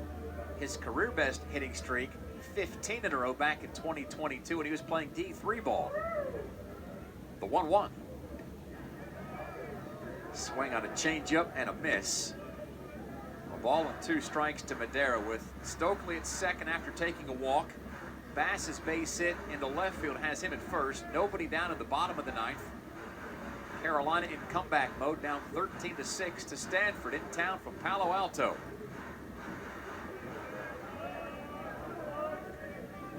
Both runners have their respective leads as Dugan gets ready to deal. Slow tapper left side. It's the third baseman Haskins throwing low to first base. Sasaki dug it. Madera beats it. And the Tar Heels, unless there's a review, have the bases loaded with nobody out. That speed will kill you. Even if there is a review, I still think Madera's going to be safe here. We're going to get a review. David Esker comes out to signal that he wants a second look. But I think Madera beat it out. Like we said, with the shift, that's a really difficult play. You got no one covering third, so Stokely can easily get there. The second baseman, Itai, is way away from second base, so hard for him to cover. Becerra, the shortstop, is not going to cover on a ground ball to the third baseman. And so that leaves the only play at first. And Haskins had to go a ways just to get to the ball. Madera's got speed, and then the throw was sort of in the dirt, which slows it down a little bit. We got all the way to the bottom of the ninth before our first review, and if things are confirmed, or if they even stand, the Tar Heels have the bases loaded with nobody out. If this is overturned somehow, there's one down, and the Tar Heels have runners at second and third. Harry Hargett next up at the plate no matter what. 0 for 4 in tonight's game with the fielder's choice. A ground out, a fly out, and a strikeout. So Dugan will try to stay warm down on Bryson Field. Temperatures in the upper 40s as we've crossed over 7:30. Carolina had a 3-0 lead at the end of one, but Stanford got going offensively and didn't really stop until the 7th. By that point, they had a 13-6 lead, and that's still the margin. Carolina down to its final 3 outs, but the first 3 we think this inning have reached. A walk, a single, and an infield single potentially for Madera. As the umpires come out of the review area, the call, it's confirmed that Madera is safe. So Carolina's not quitting. And Hargett is hit with the sacks packed. That's the one positive that Coach Forbes might be able to take out of this, is that the Tar Heels won't quit. We'll see how the rest of the inning goes, but an encouraging sign that even down 7 runs, Carolina is able to show some fight. Hargett homered in consecutive ABs when he made his debut and then played in his second game. His only 2 home runs this year. He's got 8 RBIs. First pitch. Off speed in for a strike. Hip high, and it's 0-1 to Hargett. Went 3 for 4 in his debut against A&T. The next home run came against Stony Brook. The 0-1 was out over the plate, off speed, and a positive foul right side. It's 0-2 to Hargett.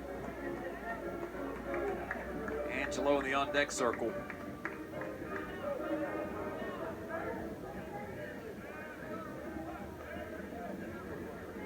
Hargett looking to make this AB count. He's not reached tonight. Big opportunity here. The 0-2. Foul tip barely, but it's enough to stay in there. 0-2. Every Tar Heel has reached tonight at least once, save for Hargett. Stokely at third base, Bass at second, Madera at first. Stanford 13, Carolina 6, when the bottom of the ninth, nobody out. Next pitch.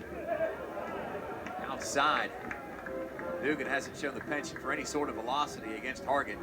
A ball and 2 strikes, the Carolina freshman outfielder. Wind has picked up a little bit, blowing those flags in towards center. The 1-2, Hargett. Loops it foul right side. It'll get over the net and into the seats. Sasaki was a couple of steps in foul territory before he backed off. Some more baseballs brought out to Jeff Gosney from the Heels dugout, which has been expanded in the offseason on the third base side. Both dugouts enlarged a little bit. Just some of the new bells and whistles to come to Boshamer Stadium in 2025. That's what happens when you go to Omaha, is you get a couple extra bucks. The 1-2 to Hargett. Sinks low and outside. 2-2. Coach Forbes clapping his hands down the line at third. Coach Jackson taking in the action from just outside of the first base coach's box. 2 balls and 2 strikes to count to Hargett. Dugan fires, and Hargett bounces up the middle, takes a squirrely hop and gets under the glove of Becerra. It's into center field. Stokely scores. Behind him is Bass. Advancing first to third is Madera, and Hargett, he's got a 2 RBI single. How in the world did that get under the glove of Becerra? I have no idea.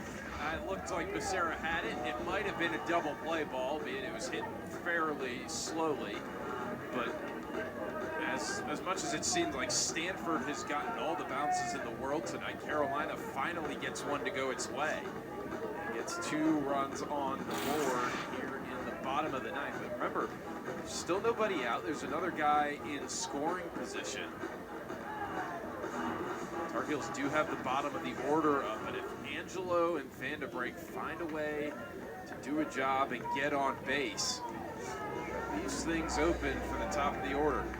The Heels trail 13-8 on the 2 RBI single by Hargett, and for Stanford and the folks that might not be as familiar with Carolina baseball as some others, there's a little thing around these parts called Bosch Magic, and there might have been some Bosch Magic pixie dust sprinkled over there by second base to allow that ball to go through. Who knows? Usually those are just called divots, Dave, but call it Bosch Magic.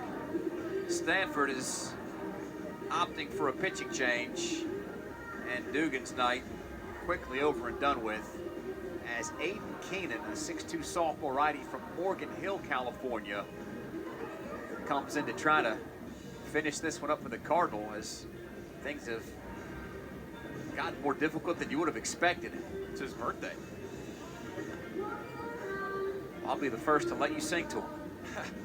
I'll just step back, put the headset down, and open up my ears. Dave. Thank you for the invitation, but that is not on the table. So Keenan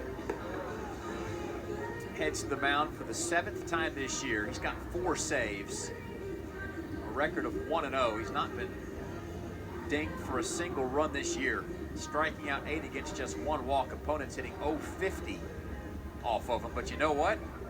DeCaro's ERA was 0.50, and he gave up a season high and a career high 8 runs. So maybe lightning can strike twice tonight, huh? Yeah, who knows what can happen at this point. We thought we had it nailed down, that it was going to be a dominant pitching matchup. It certainly was not. We thought Carolina would be able to hit with Stanford.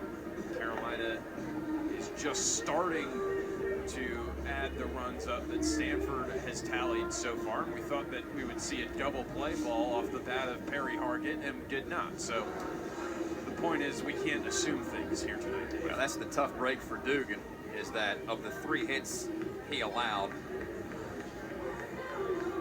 they were not hit real well. But in a game like this, they don't have to be. Bass, Madera, and Hargett all reach on singles. Stokely took the walk to lead things off, and the first 4 have reached for Carolina in the 9th.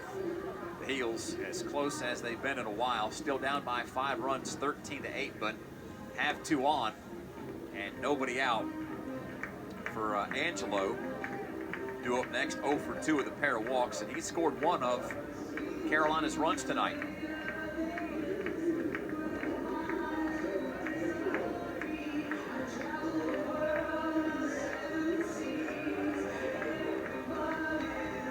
Angelo was 0 for 1 in the game against Coastal.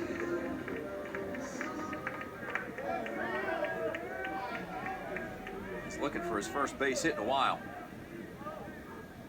Keenan's first offering launched sky high into shallow left.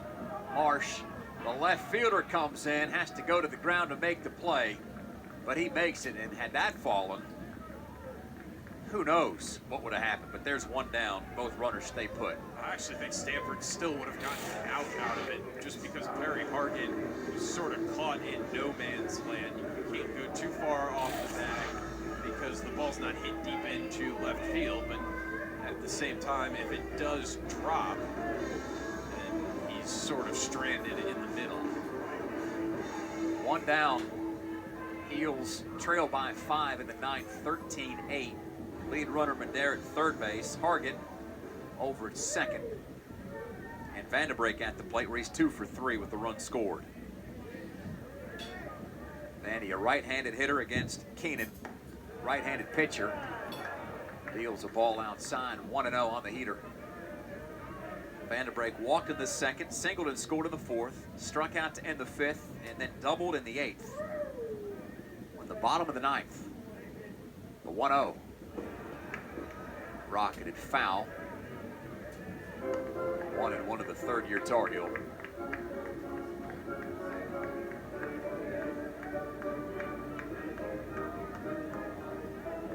Stanford defensively hasn't made any changes. They have stayed with the guys that got him here.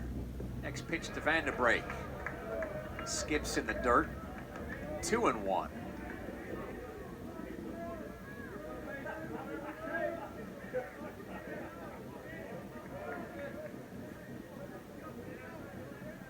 Lead off of first base for Hargett. Madera in foul territory off the bag at third. The 2-1 to the plate. Knee-high strike. That levels the count 2-2. Vanderbrink kind of bounced after that. He knew he took a good pitch, and he might not see a pitch that hittable the rest of this at bat. It was a 93-mile-per-hour fastball right over the heart of the plate. Wind has slowed. 2-2. Vanderbrink, slow chopper to short. Becerra gets to it, throws to first, and Vanderbrink out by a step. That gets Madera in to make it 13-9. Hargett advances to second, but Carolina down to its final out as the lineup turns over to Kane Kepley. I think Stanford is perfectly content to let that run score. It's still a 4-run ball game. Even though the top of the order is up for Carolina, play this straight up and don't have to worry too much. Eels have out-hit Stanford 12-10, but the Cardinal have the lead 13-9, needing just one more out to cement the victory. First pitch, big fastball, beats Kepley, and it's 0-1.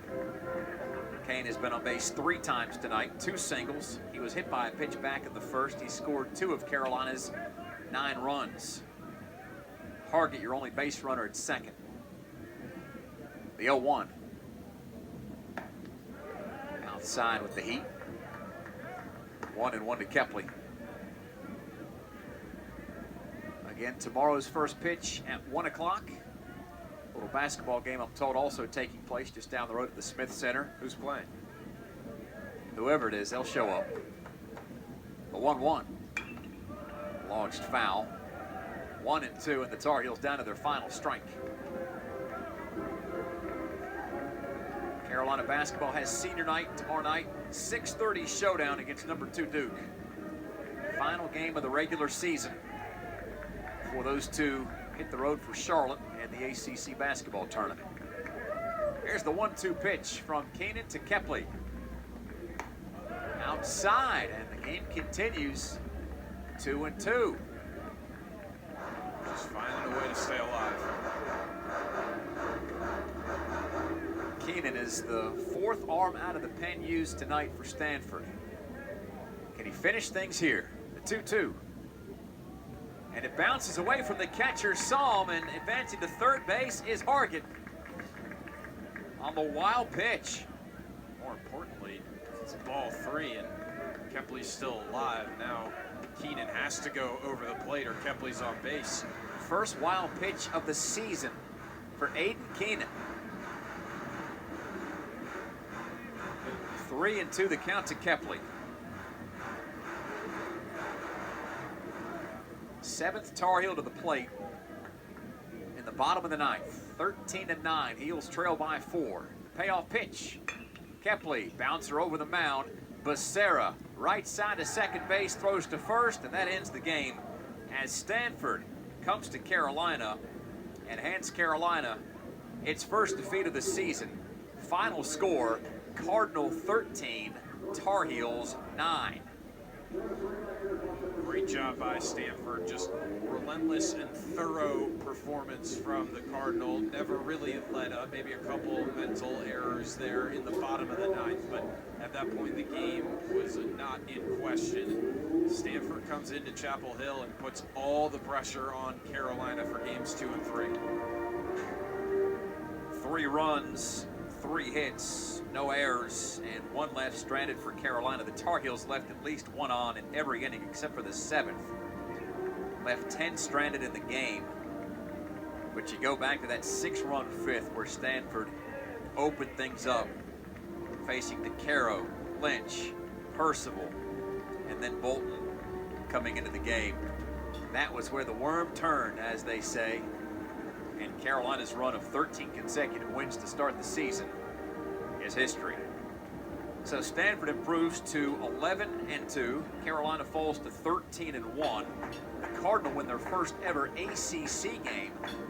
The Tar Heels start out 2025 0-1 in league play, but there is a lot of baseball left. And Ben, it all starts tomorrow at 1 o'clock. We'll be back together again when Jake Knapp gets the ball for Carolina and Christian Lim will be on the bump for Stanford. It'll be a brand new day, and these two teams, I can tell you, will be looking forward to getting after it again. Yeah.